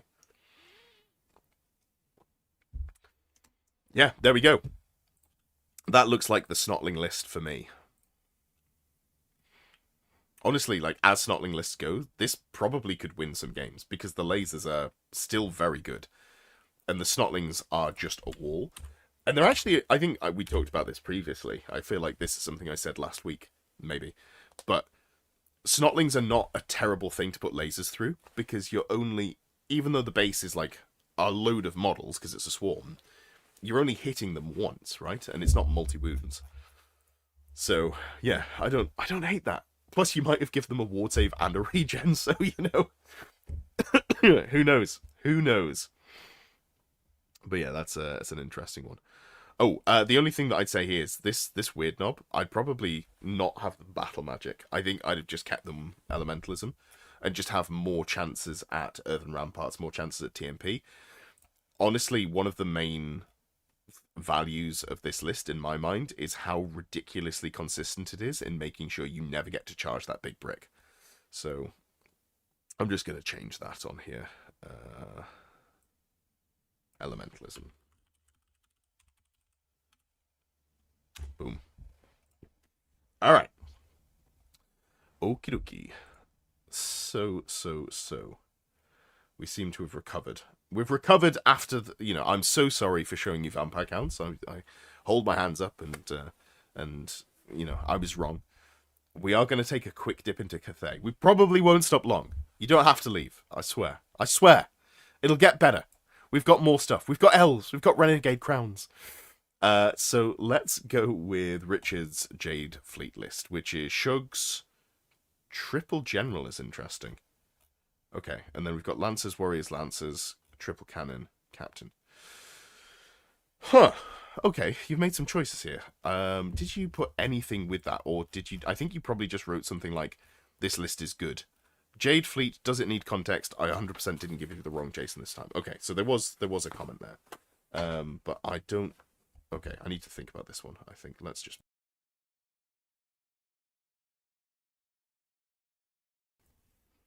Okay, so let's have a look.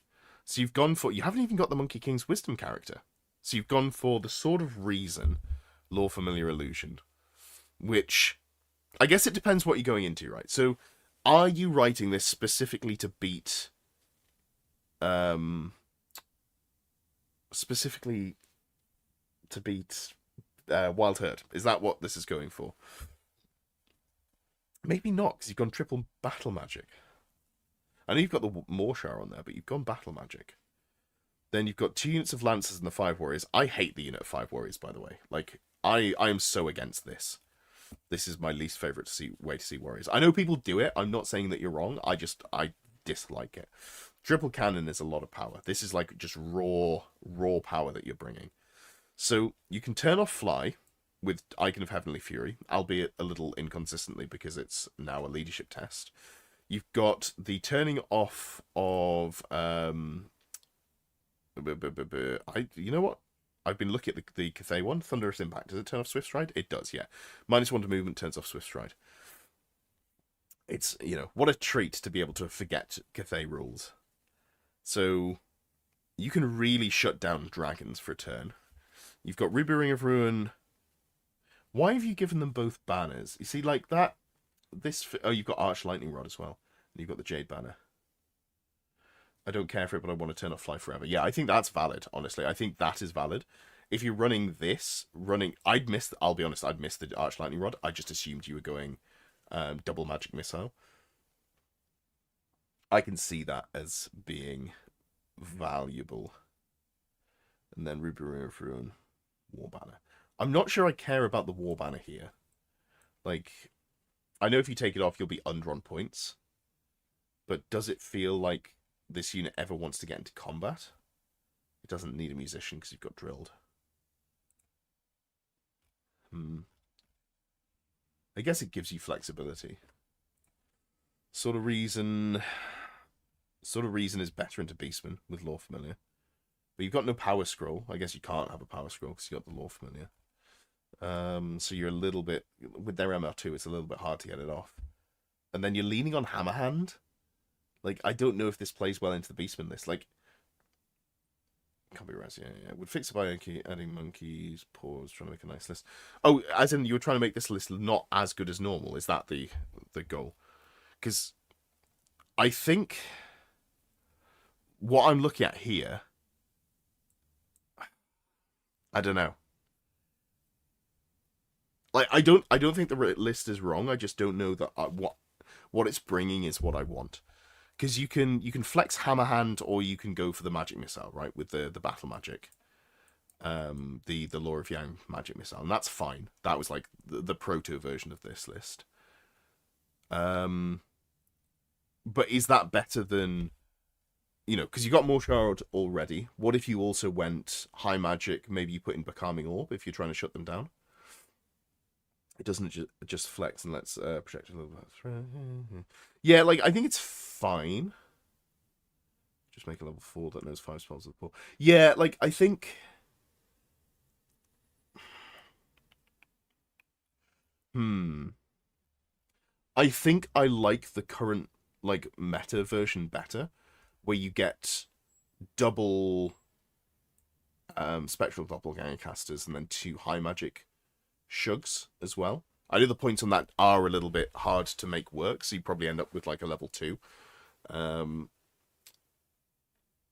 I just think if we're talking about this, because so what I try and do is tailor the advice for the people. So as I get talk to people, I get to know them better, and obviously I've done some coaching with Richard. Richard is playing at like an international level, so the advice that I'm giving here is more tailored towards someone who's going to be playing against very, very good players who are bringing very, like, meta lists.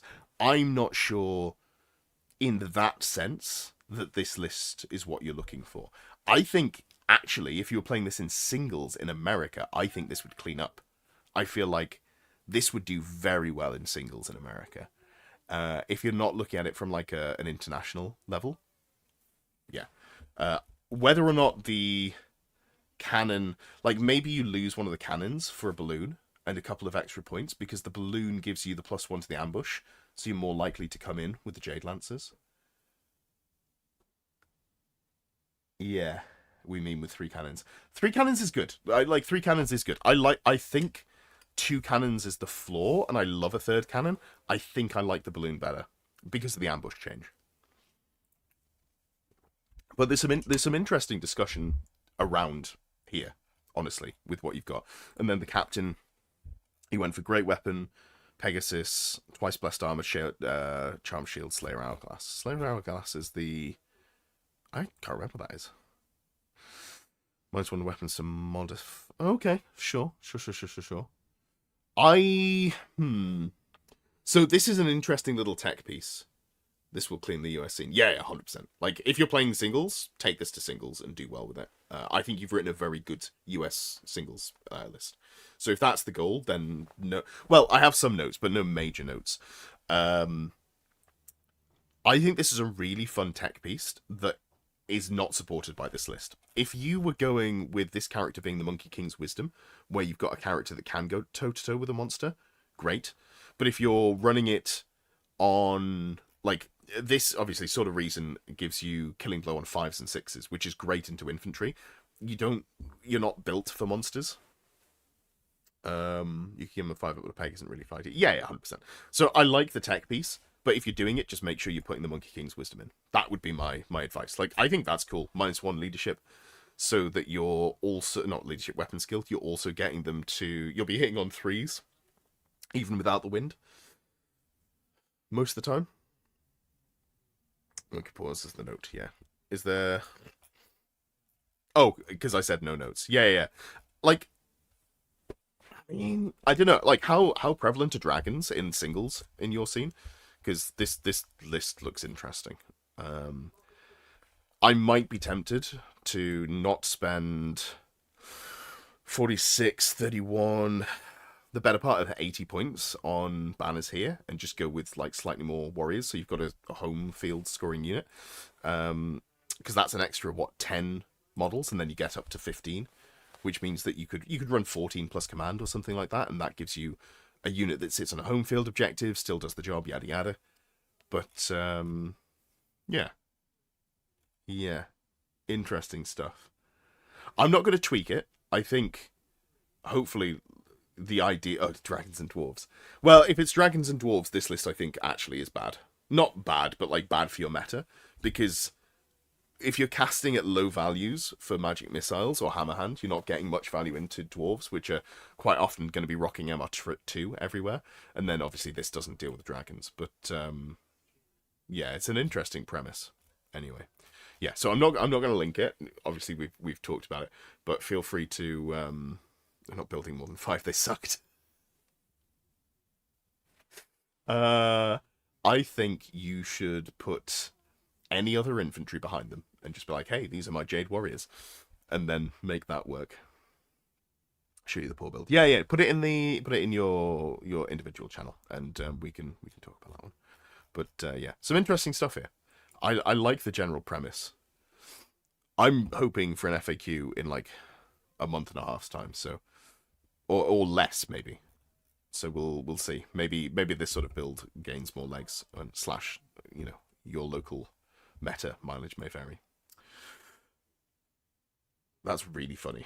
We spent 5-10 minutes talking about Cathay, immediately dropped down in views. All right. We'll go back to something else interesting. How about high elves? Everyone loves high elves, so we'll look at John's high elves here, and let me just double check what the notes were given with this one. Looking ahead to LGT, you want to refine what high elves I would currently take, so I have a chance of painting them to the standard I want. The models are Dragon Legion of Caledor themed, very nice, and you'd love to run my completely converted core units if possible, 12 Silver Helms, 24 Spearmen, and 16 Archers, above Illyrian Reavers, although I think they're better. Honestly, Reavers are, like, so mediocre that I don't even care that much. With that open to all suggestions flagging that I have no expectations of doing well, but I'd like a decent version within the theme. Thanks. All right, cool. Let's have a look. So, already a good start. Double Dragon is a nice place to go, and then Dragon Princess and Sister of Avalon. Like, at its core, this is roughly what I'd expect to see for your list. So if we start off with the Prince, I think it's the standard build, right? Halberd, Shield, Opal Amulet, Seed of Rebirth, Amulet of Calidor, Pure of Heart. Yeah, okay. So this is someone who has actually looked at lists, because this is just like the classic builds that you want to go there, which makes my life easy, because I'm like, okay, characters, perfect, no notes. The Dragon Princes, Double Obsidian, Lodestone, Totem of Wrath. I just like this. It is pricey for what you get, but it gives them the punch they need. The main downside of Dragon Princes is that they're only Strength 3 base, which means they're Strength 5. Giving them the Totem of Wrath. AP3 is nice. It is actually kind of meaningful in a world where parry saves are pretty easy to get hold of. But rerolling 1s to wound just gives them that extra bonus, so that when they're winning on 3s instead of 2s, that just gives them a little bit more oomph, and they're more likely to just not roll. You know, if you roll 6 1s to wound, then you're less bothered about it. So I like that here. Sister of Avalon. I think... I think if I'm running Sisters, 1 unit, I'm not running the Ruby Ring. I'm probably running the... Where's it gone? Probably running the Bow of the Seafarer. I like Ruby Ring on like a small unit of Sisters where you don't have to... Because it's basically... you lose the Bow of the Seafarer, you gain the Ruby Ring, and you gain +2 sister shots, because it costs 15 points more, so it's 1 sister. And then you lose the high sister shooting with a regular bow. But I think Bow of the Seafarer is so good, and being able to deploy it and, you know, theoretically get a bolt thrower shot through units can just be really punishing, especially if you put on a flank, and then people have to be a lot more concerned about how they play with their cavalry. And it also, the ranges match up. One of the big problems with Ruby Ring of Ruin is if you play them off to the side so they don't get interacted with, but they get to shoot still, then Ruby Ring is not going to synergize well, because you might not be in range. Bow of the Seafarer, 30-inch range, same as your Bows of Avalon. Really nice there. Other than that, this is sad. Like, 10 points per model for Elven Archers, which are T3 with no armor save, and they don't have skirmish. This is a unit that's probably going to fall over. But, you know, it's elf core, so we actually don't have... It's not like I'm going, don't run these, run Black Orcs, or run Night Goblins with Fanatics, where it's like oh, that's just a really good unit. I'm like, don't run these, run Illyrian Reavers, and I'm like, eh. I'm not that fussed about you running Illyrian Reavers. So if you just like these models, I think it's not that big a deal to run them. Honestly, you could probably just get away with having them in there. The Spearmen, I don't hate Spearmen. I think they are less terrible. You know, they're expensive for what they do, but they're still an okay unit as elf core goes. I would be tempted to give them on the Monster Hunter Tapestry, though, just to make it so that they're a little bit more durable in terms of taking longer for enemy dragons to chew through, because honestly what you're looking at doing is probably going to be more of a case of make sure my dragons do all of the work, and then the rest of my army either doesn't die or dies slowly enough that it is a pain in the ass for my opponent to deal with. If we're doing that, I do like Shield Wall for 10 points, and I don't want to drop that. What do we drop? I think probably drop the Standard Bearer and the Silver Helms, unless you literally can't do so, because that's the only one that you've got built and painted. But I think when this came out, like the Ring of Fury, I thought that Standard Bearers were important for it, because then you could win combat. I actually just think they probably don't win combat anyway with the things in the meta at the moment. So you're playing it for like a flank charge, or you're going into backline units anyway, at which point you don't need the standard, and this way you don't give up an extra 50 points. And then we need to shave some more points. So maybe we just go down to 6 here, and we lose... I don't want to lose the musician on that unit. I don't want to lose the musician here. Maybe we just go down to 19 or something like that. and go for a charm shield on the Drake Master. Something along these lines. But honestly, like, none of the tweaks I've made for your Listron are massively impactful. You could play the version that you had, and it wouldn't make a huge amount of difference compared to the tweaks that I've made here. So, yeah, it's a little bit kind of just, if you like the suggestions I've gone with, go with those. If not, honestly, just play what you had in there, and you'll be fine. For your list, it's going to be more get reps. Make sure that you understand how to get the value out of your dragons more than anything else.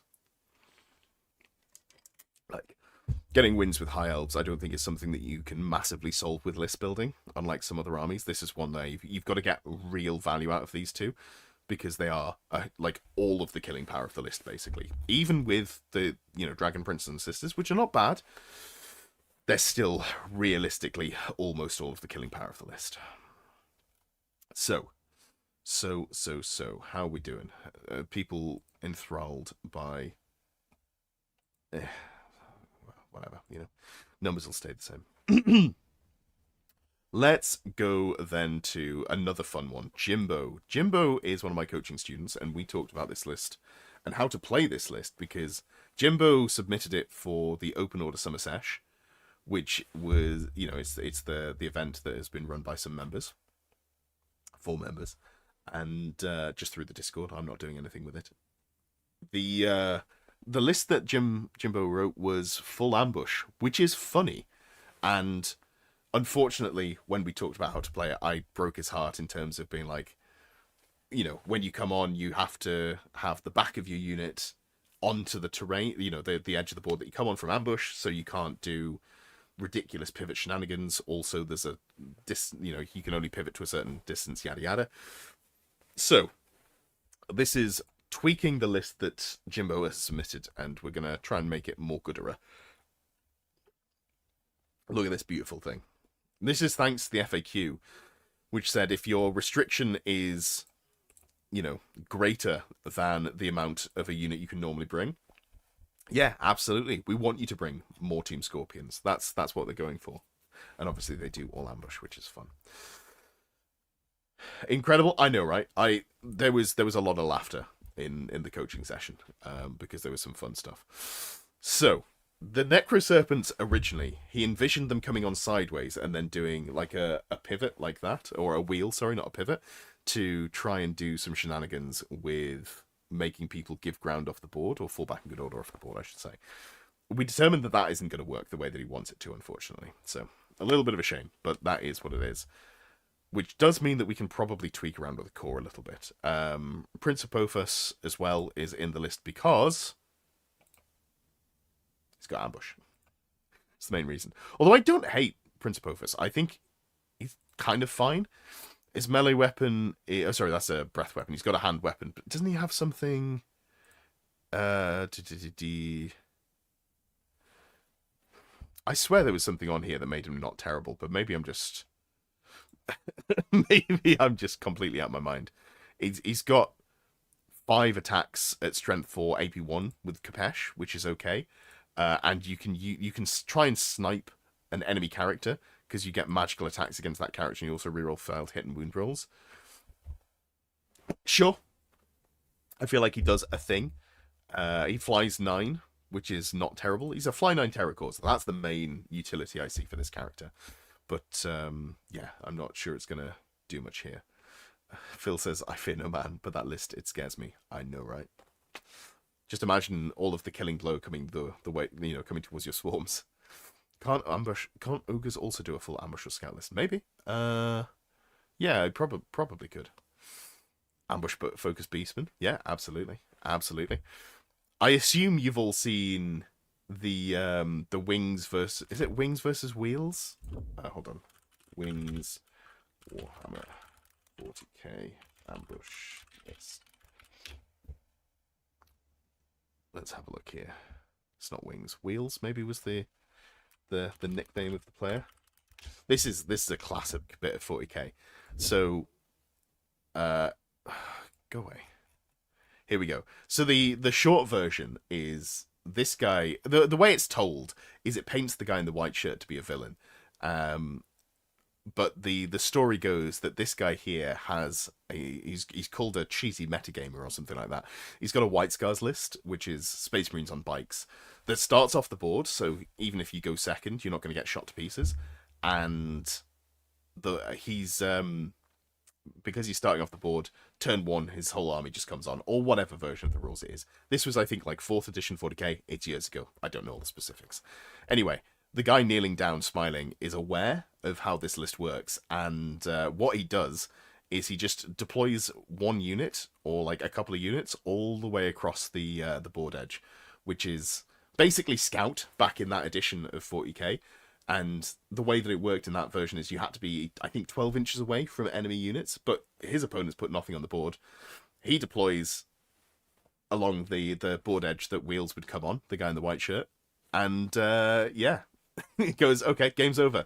You can't bring any models in because I'm on your board edge. You can't come within my, in range of my models. You've got nothing on the board, you lose. GG. Which is great.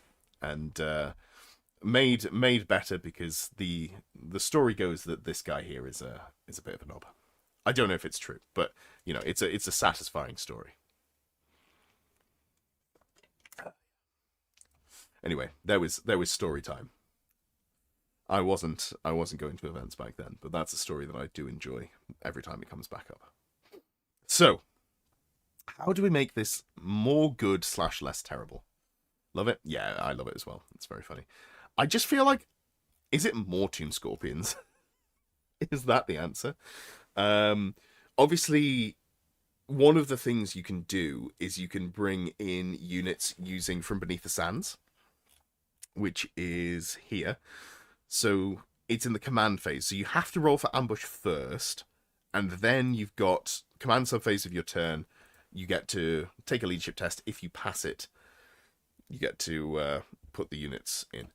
I think the way that we make this better is we put a unit of Scout and Horse Archers in.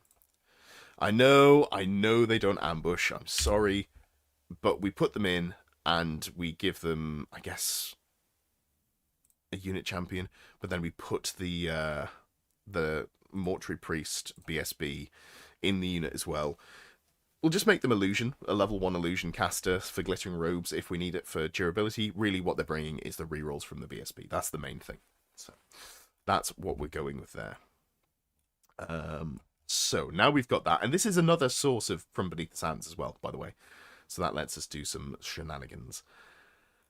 I think, unfortunately, the 7 Necroserpent Dream is more of a meme. But I don't hate them entirely. So if we drop them down to like 4, which is a slightly more manageable unit in terms of bringing it in, we can still force 12 initiative tests.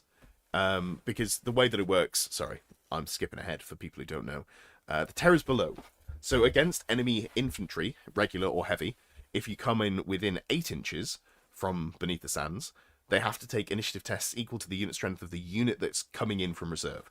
So because there's 4 models, they're, Monstrous Cavalry, unit strength 3, that's 12 initiative tests.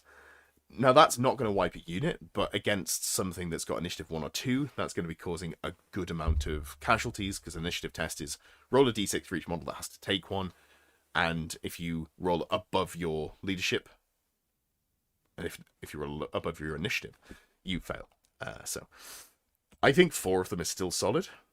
Maybe we bump it up to 5, because we are a little bit low on points there. Is it 5? Or do the Tomb Swarms get low? I think the Tomb Swarms are fine.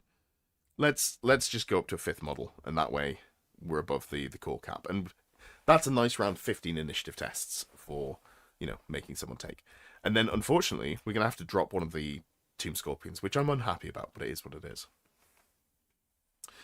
Last but not least, let's have a look at the characters. So I don't think there's a huge amount to tweak here, other than the sadness of having to start an extra unit on the board.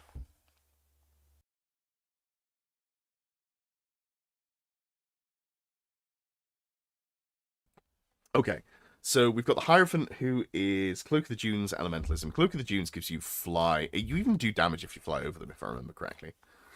Let's have a look. Cloak of the Dunes. Remaining moves. Yep, that's fine. Does that one-shot characters outside of units? Yeah, yeah, if they're regular heavy infantry and you can get within 8 inches of them. Remember that when you come in from beneath the sands, you can't come in within 6 inches of enemy units. So it's hard to set up, but you can absolutely just punk characters. It is specifically only infantry, though, which I got wrong at a tournament once. When I was playing the dragons, and I thought my opponent had killed my dragon, we had to rewind a little bit, because I was like, that doesn't seem right, but I can't remember why.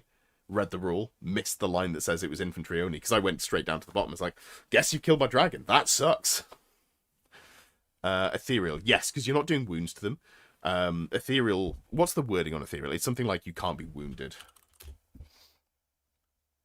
Ethereal. Can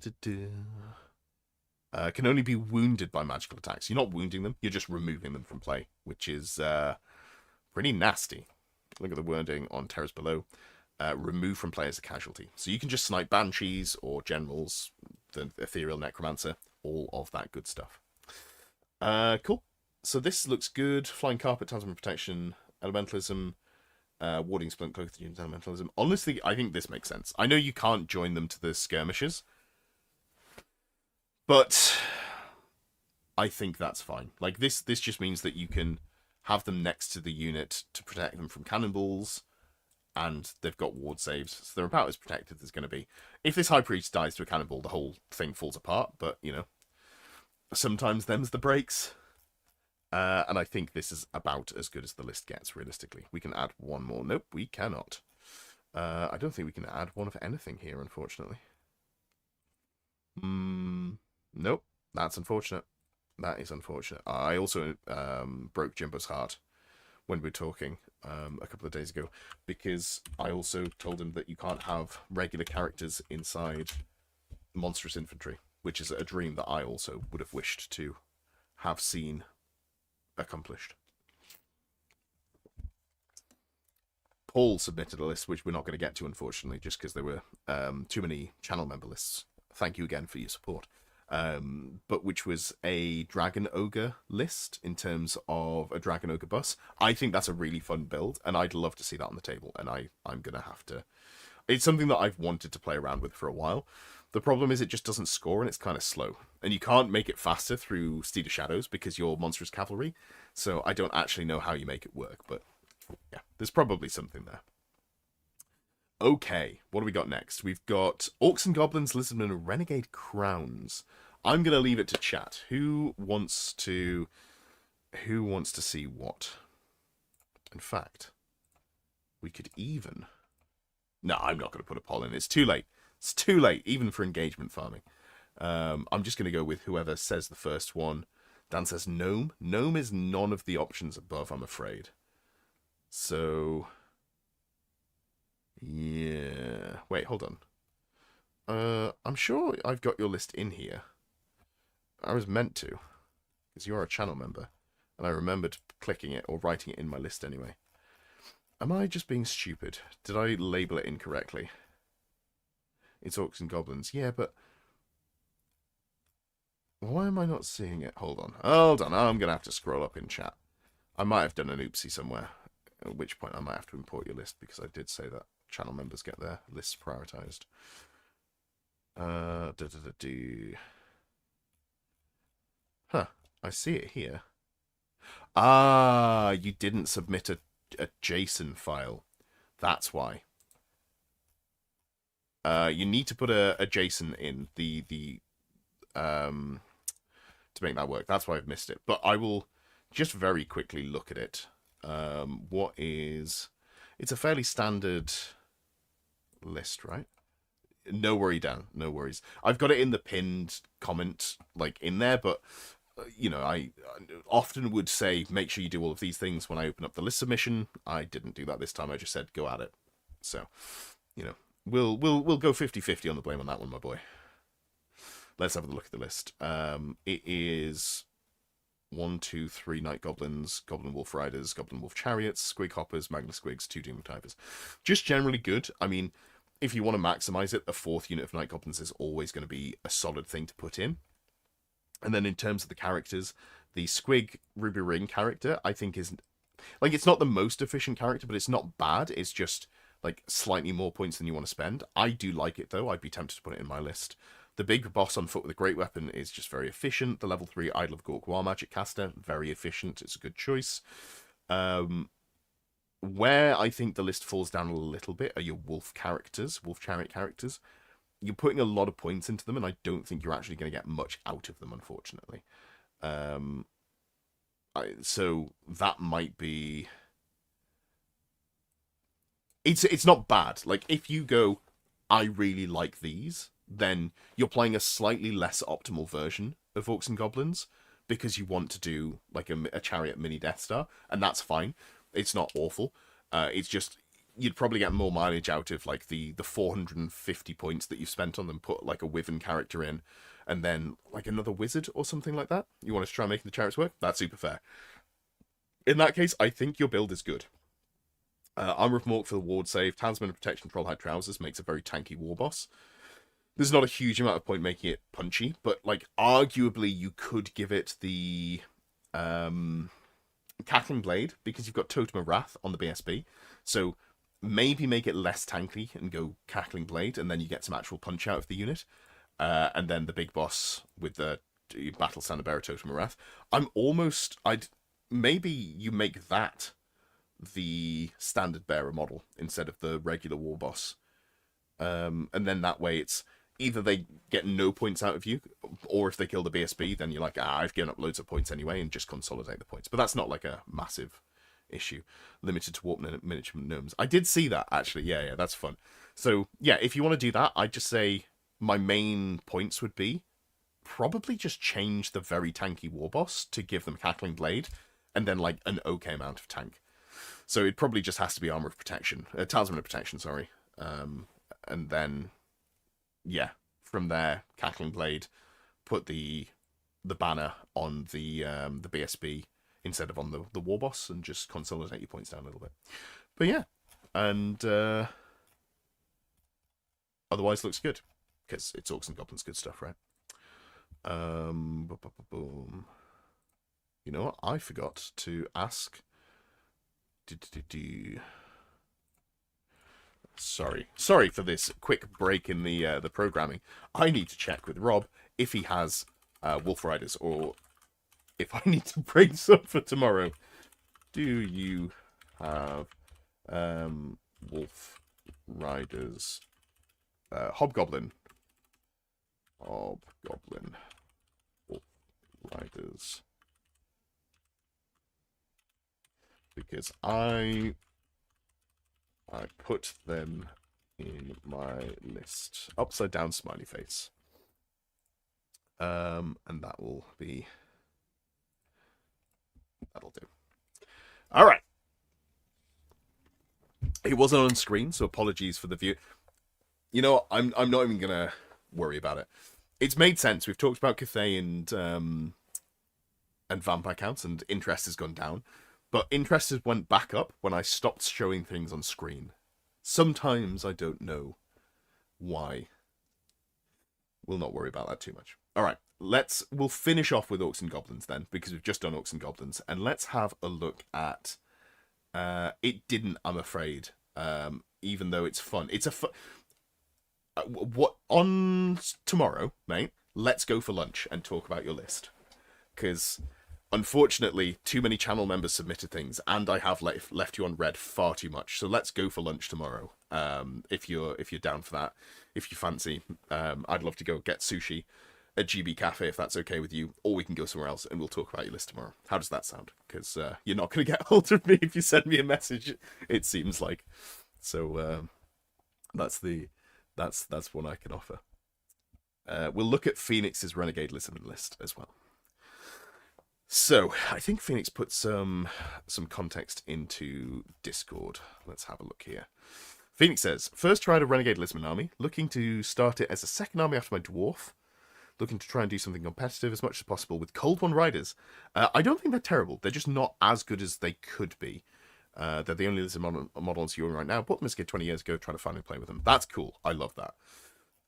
Big fan of that. So, at like first glance, without even looking in depth, You've got a Slan, you've got Temple Guard, that's a great start. You've got Skinks, that's also great. So, like, the core of the list is already good. I always like it when someone's like, oh, this is my first time writing a list, and then you look and you're like, oh, these choices make sense. Love that. So, in terms of what we've got here, you've got, is it double Carnosaur? Okay. Sweet. Be good to get lunch pull. It's always good to have a chat. So I'm not opposed to putting a character in there. I am opposed to giving them a meteor hammer. The reason being, you've got a strength 5 character that's already going to be really good with a great weapon. So let's just give them a great weapon and save the meteor hammer. That will probably get us further. I would like to see some magic resist on them though. So let's go MR2 from a couple of obsidian lodestones, or we could go for Glyph Necklace, which gives you that MR2 as well. I'm assuming you haven't used that. Yeah, perfect. Sweet. So, Glyph Necklace, MR2 on the cold one, gives the unit a little bit of durability, and then Sun Standard is -1 to be shot, turn off standard shoot. You know it.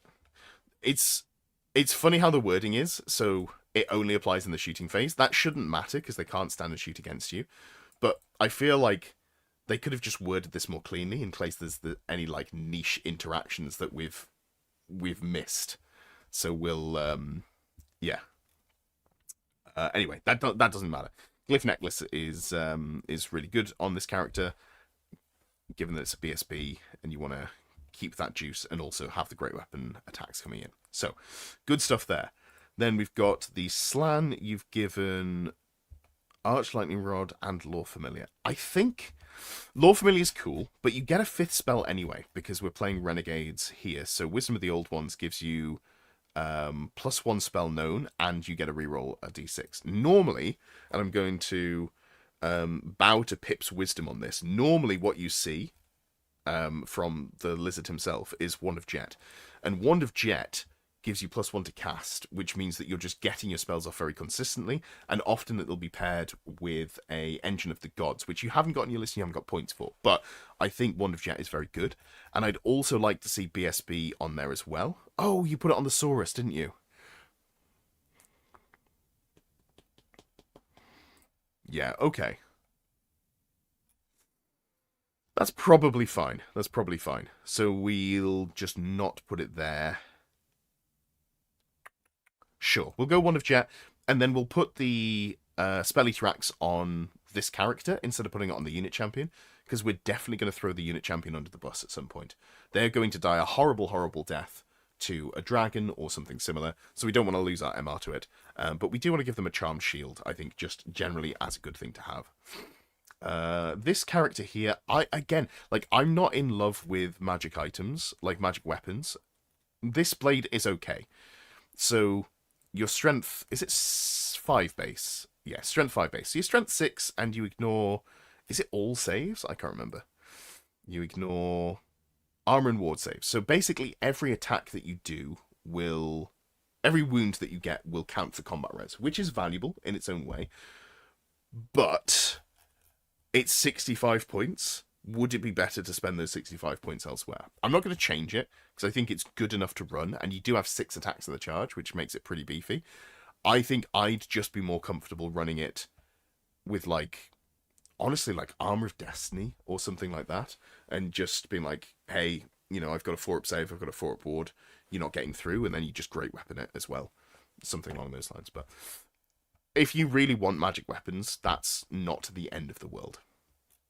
In terms of core, you've gone javelins. Two of them have got Vanguard. Sure, you can't give them ambush, can you? It's scouts and Vanguard. Yeah, cool. That makes sense. And then here, we've got the MR2 from the Scar Veteran. You got the Cav Spears, you got drilled. Yeah, I think this looks about as good as you can get it, realistically. And we've just got 23 points left to spend. Where did those points come through? Oh, because I took it off the Temple Guard.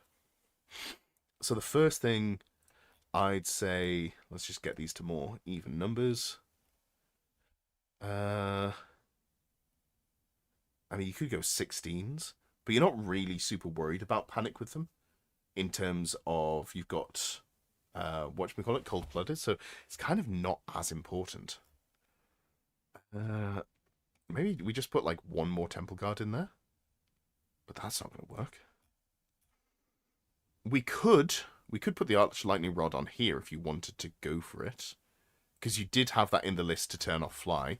I'm not opposed to that, and then we just have to shave a few points somewhere. That's not terrible. Your leadership 8, right? It's not as good as the Slan, who's leadership 9. But you're taking it on 3d6 because it's cold-blooded. So that's like near as makes no difference. Just going to go off, right? So we go 13, 13, 12, 12. Cool. That would be, like, haven't really changed much. I think your list made sense the way that you had it. But we'll say that way around. I have spelled Phoenix incorrectly. I think it's this one. But I was wrong. Glad I checked. Perfect. Boom, boom, boom. Despite us being in like a weird period of not really getting much in terms of rules, obviously the Renegade stuff's in, and since I'm playing at the TSN arena, I've got a lot of opportunity to play around with that. I'm in a weird spot where I'm like, kind of just want to play all of the armies. Like, this list is very cool. This list archetype. My mate Craig, who did pretty well with it, like at a recent event, just played, I wrote the list for him because he's not much of a, like, he doesn't play a huge amount of Old World, he plays between systems. And writing that, I was like, this kind of feels like it's got a lot of things that I want to play around with. So maybe I have to play some Lizardmen. I want to play some Ogres. I'm having a great time playing Chorfs. Kind of want to play Vampire Counts as well at a square-based event, just to see how well one of the better army does against, like, a points handicap. I think that's a fun challenge to set myself. Got too much to do. Too much to do. But yeah, so we'll go with that, and then we'll have a look at Renegade Crowns next from Heathen General. And Heathen General said, I have a Renegade Crowns list, which is an accurate statement. So, I appreciate that from them. Let's have a look then at Renegade Crowns. So, what we've got, Veteran Sellswords, the classic loadout. I do like the double Veteran Sellswords. We've got one unit that is great weapons. Okay, cool. And then one unit that is spears. Spears, the problem with spears is they're just always going to be worse than hand weapon shield. Realistically. The +1 save is always... Okay, I shouldn't blank it. There are very, very, very few situations where on an Initiative 3 model, a thrusting spear is going to be better than just going hand weapon shield. When you have to pay for it, I'm not here for the spears. I just call them hand weapon shields, even if they're modeled with spears, would be how I'd go for it. Because even if you go with the spears, you'll find that you're more often than not using the hand weapons and shields. Like, that extra 1 rank of attacks does not go as far as you think it should. Especially with the initiative change, where you're not just fighting in a second rank, you're fighting within your, like, sorry, not initiative, your movement distance.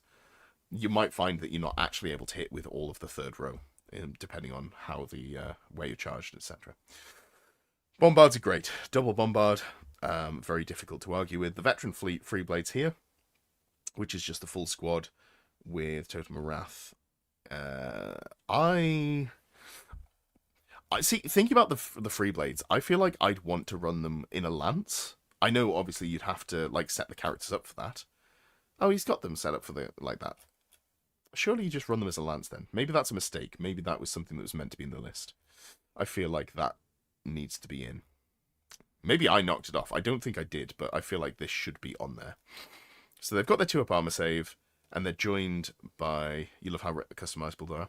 Absolutely. Hell yeah. Good timing to turn up, Amy. There is one left list left to do. Bames John having a strong. One list left to do after this, which is yours. So we'll get to that. I'm going to put loads of Night Goblins with Fanatics in there.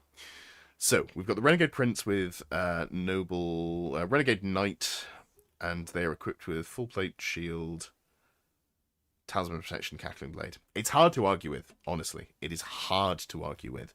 The Renegade Knight gets Bretonnian items, right? Yeah.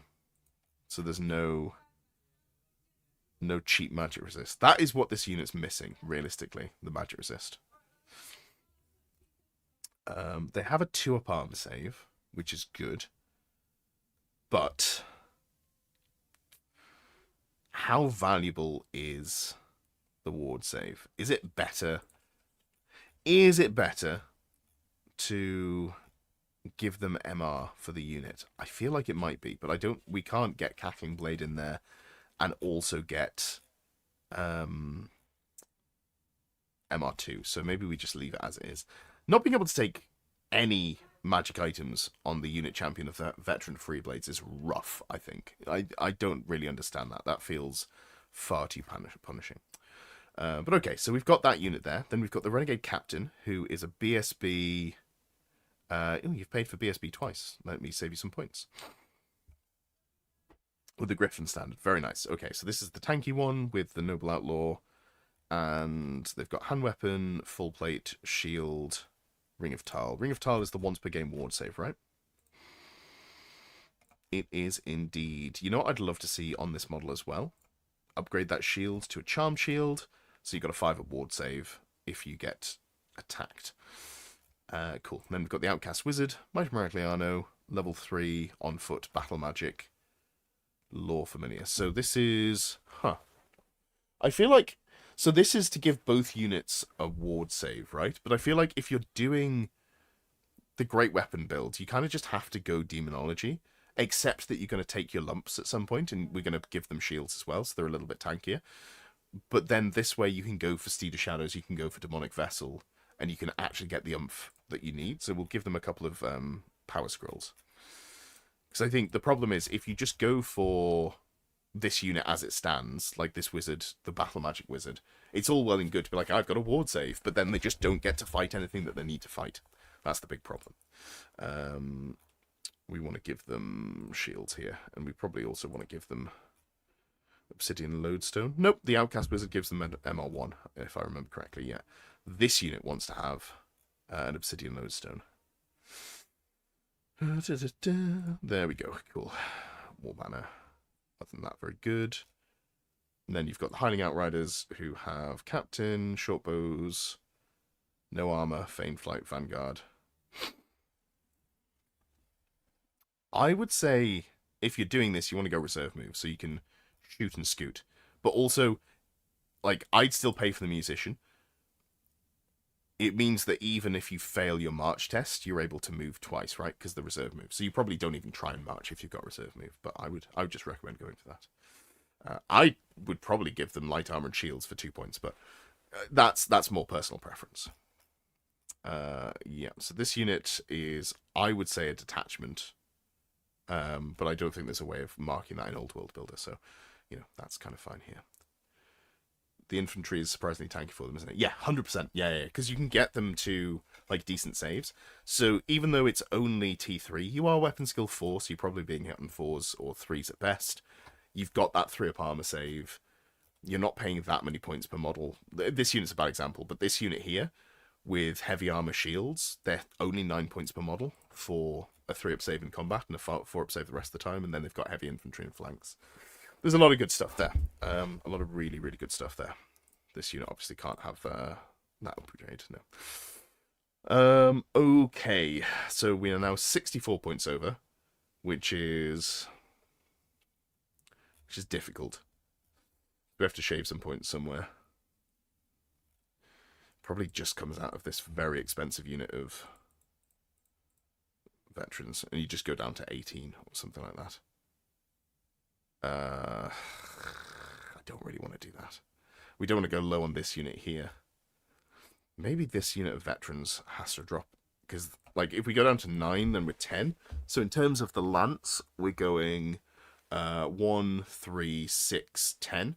So that does give you a lance of 4, whereas before you were 12 models.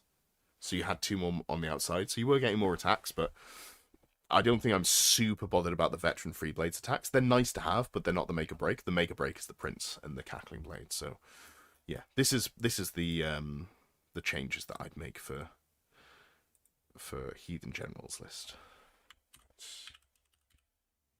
Heathen General. Boom. All right. Last but certainly not least, Amy's list.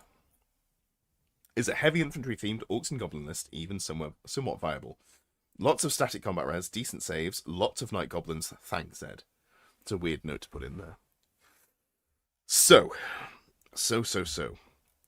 This, like, from here it looks fine, and then from here it looks fine. This unit here, I don't think has a purpose, is the problem. The unit in special. That's my issue. So sadness. Yeah, sorry, Amy. Let's have a quick look at what you're bringing in terms of the casters. So you've got the War Bus, which is the standard Wyvern Talisman Protection Trollhide Trousers Great Weapon. Love it. Then you've got a Big Boss, which is BSB with no banner, Great Weapon on foot, Charmed Shield. Okay. Then we've got a level 4 Idol of Mark Battle Magic and Lore Familiar Battle Magic. Okay, interesting. Idol of Mark's the Dispel one, right? Yeah. Cool. So, this unit of Black Orcs is good. Just inarguably. You've got... You haven't got any magic resist in there. You haven't got a thing to stop them from being targeted. So I'm a little bit worried about them being just punked by Viletide. I definitely want stubborn on them. And I generally like a Charm Shield on the boss. Just, it's like quality of life over anything else.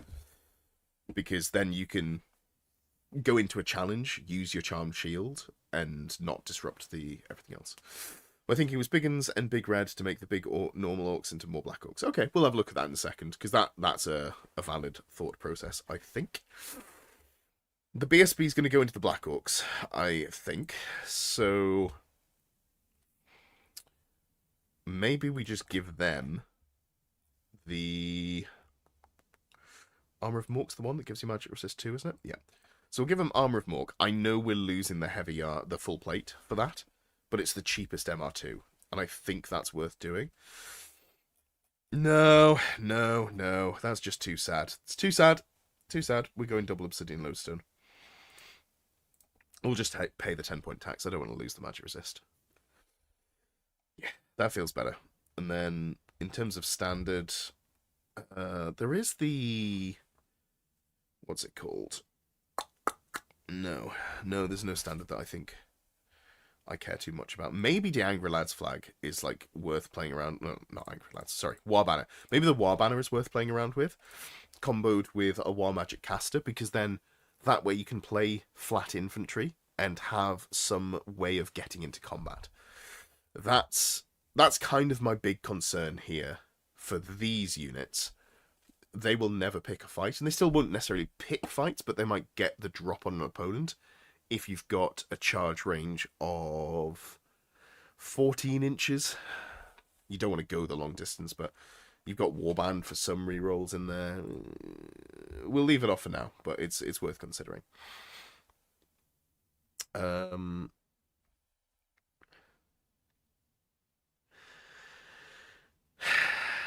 Double battle magic is... I don't know. We'll come back to that. The Orc Mob, 36 of them. MR1, Charm Shield, Big Red Raggedy Flag, and Biggins. Biggins is just a flat +1 all of the time in combat. Armor Bane 1. You haven't even made them frenzied. I'm pleased to see that. Averaging, 11 with Warband? Yeah. So faster than a regular infantry unit, but slower than you want them to be. Okay. This unit is... It's LARPing as a good infantry unit. It's not terrible. It's very bulky. I think what you want is you want some characters in there. Honestly, some cheap characters. Didn't make them frenzied for my sanity. I appreciate you, Amy. I appreciate you. Yeah, I think having, like, cheap characters for War and also the ability to soak challenges would probably go a reasonable way for this Orc Mob. This unit of Black Orcs I don't think does anything at all. It doesn't score any points, and it's a 4-inch moving unit that will be It's, what, 17 models? So it theoretically wants to be 6 wide. The turning circle on that thing is atrocious, and I just don't see how it gets anywhere. That's my big concern with this. So I think we just have to do this. And then this Black Orc Big Boss just becomes a regular Orc BSB. I think that's probably the way to do it. At which point we can give them War Banner, and at that point we may as well give them the Armor of Mork and a Charm Shield, because that's the cheaper way of giving them MR2. We can still give them a great weapon if they're not, not at risk. That feels decent. We do then need to have something else in here, but we can sort that in a second.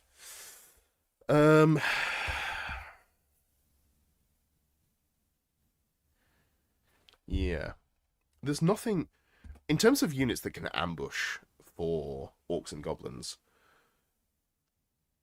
there's not really anything, is there? Outside of, like, Nomadic War... Nomadic War... Wolf Riders. Goblins can't ambush. No, they can skirmish. Because I'd love to just not increase the drops. Grand Army, Kicking Wolves 1. Yeah, I mean, that's not a terrible way of doing it, because it keeps your drops low. But it's probably just put, like, a unit in.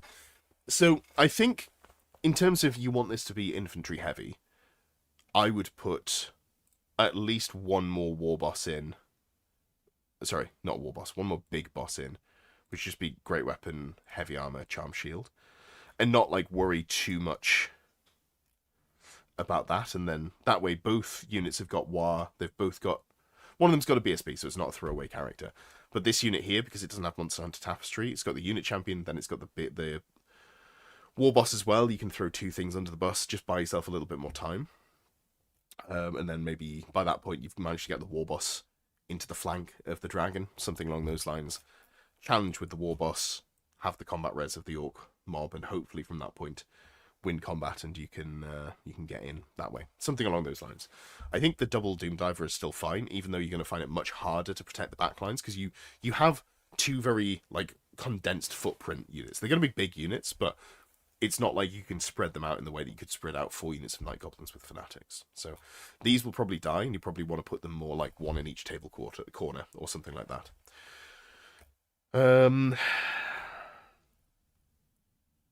Yeah. The question comes in, where do you want your damage to come from?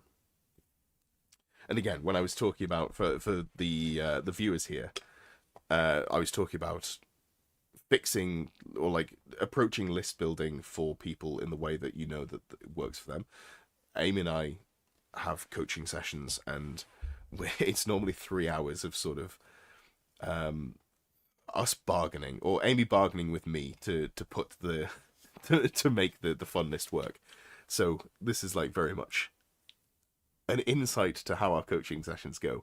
Only Amy is responding via text instead of words, which is she's a lot more persuasive when I can't pretend to not read her sentences. Do you add more war machines? No, I don't think so. I don't think so. So the damage, you got a few options. You could, and it would be a weak, like it's a poor man's version of, but you could turn this unit into the bunker for the magic, like the line spells. I don't really love that. I don't think this is a great way to do it, so I'd probably say maybe we don't bother with that. But that is something that you could do. The other option is you play it more of like a traditional movement-based list, the way that you, I think, play quite well, playing to your strengths. And maybe we go like a couple of small punchy units of Boar Boys to get in the flanks, or maybe just like it might not be, it might just have to be one. So like one unit with the Banner of Butchery, Cav Spear, Heavy Armor, Shields, Biggins. It's not 1 per army per unit type, right? So you can go big and Orc mobs, and you can go big and Boar Boys. Boar Boys and Orc mobs, I think, are separate. So like in my mind, this does a lot more than the Black Orcs, because this has very heavy punch, and you can look to protect a flank with, of the infantry units, while the war boss does the similar job. So this, to me, seems like an interesting way to do things.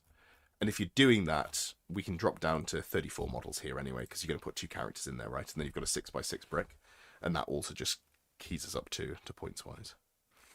I'm not sold this is the best thing since sliced bread, but I think it's interesting. I think this is doing like a more traditional. This is doing like a more orc focused list in orcs and goblins, which is not necessarily what you see. And I think that is an interesting way to build it. Something else you can do that I think is an interesting way to add more just sort of like direct power is put a second war boss on a wyvern. Like that would probably be the other thing that I would look at putting in the list. Maybe, I mean, there's loads of different ways to build them, right? So you just, a second, you go for an orc war boss instead of a black orc, probably. And then you've got 2 mobile units, and that's instead of going for the ball boy mob. And it does kind of the same job, but it's a monster, yada yada.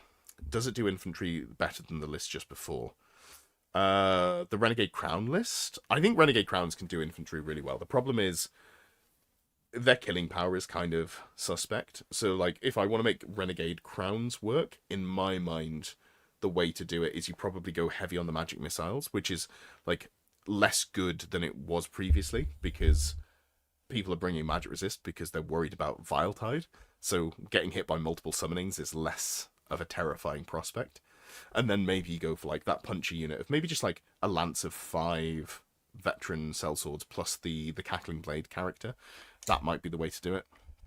But yeah, I don't know. Renegade Crowns, like I've been looking at data of win rates because that's something that I want to start talking about a little bit more, just in terms of like actual meta updates of how things are going.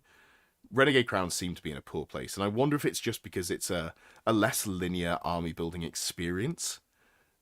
You really have to look at what other people do. It's very easy to build a bad Renegade Crowns list, whereas it's harder to build bad Warriors of Chaos lists. If you just know dragons are good, you can put 3 dragons into a list, or even 2 dragons, and then kind of just put the units that you like in, and that's probably going to be fine. Whereas if you go Renegade Crowns, you're like, oh, I can do so many different things, and it's like less linear as to what's obviously good. Yeah, I don't know. It's a bit harder to say. But every Renegade Crown player I see as a Bone Grinder, that might be why their win rate is so low. That might be. But just to... it's not old. It's old with rankings. Have I not looked at it on this browser before? I'm sure I have. Maybe I cleared my cache for some reason when I was clearing off whatchamacallums. Clearing off previous lists. If we look at faction stats, I always like looking since like the last major update, so in my mind that's the FAQ and errata 1.53.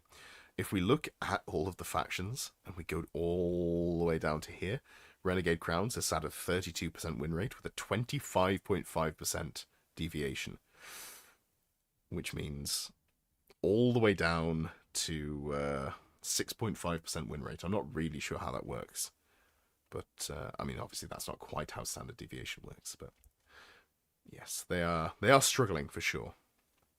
They are struggling. So, above Dark Elves, oof. Well, you say that. Let's, if we look at official events only, Renegade Crowns are the worst performing faction. So if you take Renegades out of the mix, Dark Elves do better. I'm not really sure why. Empire down here as well is interesting. But, yeah. There's always some, like, interesting ones. So the one that caught me out as being quite surprising, let me just put all of them back in. Yeah, Orion's Wild Hunt being an above standard win rate. It is 47% because, you know, if we factor in draws, then win rate is different. I'm not sure that... Yeah, I mean, he's done all the maths on it, right? I'm sure he knows what he's talking about. But I feel like 36.6% being within a normal win range doesn't feel correct, but I'm not the guy who sat down and done all the maths, so I'm probably wrong on that one. Probably not. Worse than Troll Horde. Troll Horde has, like, the problem with Troll Horde is that it's bad into good players, and it's bad into good lists, right? It's not that it's bad overall. If you have 2 very no, like if you've got two players who aren't necessarily competitively minded, and you just throw the stat check of someone who's like, I just want to run 18 trolls and some troll hags and maybe some giants, that's going to do well into the Empire player who's brought one cannon, one organ gun, one unit of crossbows, one unit of regular state troops. When you're looking at those sort of stat check lists, that's where they play well, right? So yeah. Anyway, that takes us to the end. If 47% is above where it should be, then 36% at the bottom of our right is only a 12% swing, so it vaguely checks out. That's one way of looking at it, but it's not like a 12% swing is one way of categorizing it. But if you look at the win rate, the difference is, let me just go divided by 47 times 36. So that's like a 24% decrease in win rate. I don't know why I had to do maths on that. Like, now that I've said the numbers out loud, I'm like, that's embarrassing that I used a calculator for that one. But yeah, if your win rate is literally 3/4 of the other end, that's a reasonably big swing in terms of win rate. So normally you'll see in a game where you don't have heavy draws, I'd expect like an average win rate to be something like 45 to 55%, something along those lines. I don't know what, you know what? I'm so sorry for showing you 40k stuff on here, but I know that StatCheck does a lot of data, and if anyone knows what they're talking about in terms of Warhammer maths, I definitely trust them. I haven't watched, I never even used to watch them, but this is the, yeah, okay. So it looks like I'm off screen slightly, and I'm not gonna, let me scroll up. So here it looks like 57% puts it above average win rate, 53 is within. Yeah, it looks like for 40k, a game where there's no draws, or draws are like basically impossible, very unlikely, you're looking at a 45 to 55 as the average win rate. So going from, was it 47 to 36? I guess it's the same bar. I don't know. It feels different for some reason. Maybe it's because the army that we're talking about is Chaos Dwarves. And I'm particularly keyed into Chaos Dwarves emotionally. I've not had to think about how stats work for a long time. Yeah, me as well. So I've got feelings about them, but I don't know if I've got thoughts about them. You know what I mean? Which I think is something that if people could accept is how they felt about things going on in the world around them, we'd be in a much better place. If they understood that they had feelings but not thoughts, we'd be in a much smarter society. Anyway, I'm going to be talking about the stats, so I'm going to make sure that by that point I have thoughts instead of just feelings, and maybe my feelings will change with the preponderance of data that shall be arrayed in front of me. Who can say? Not I, for sure. But that is going to be all for this evening. Thank you all for being here. Good to see you all. I'm going to have a weekend playing with some Rivers and some Chaos Dwarves. And that's just fun, and I'm looking forward to it. And he does have Wolf Riders, so I don't have to dig out my old Orcs and Goblin ones, which is good, because I don't know where they are. And it's quite late, and I don't want to have to mess around. So, you're all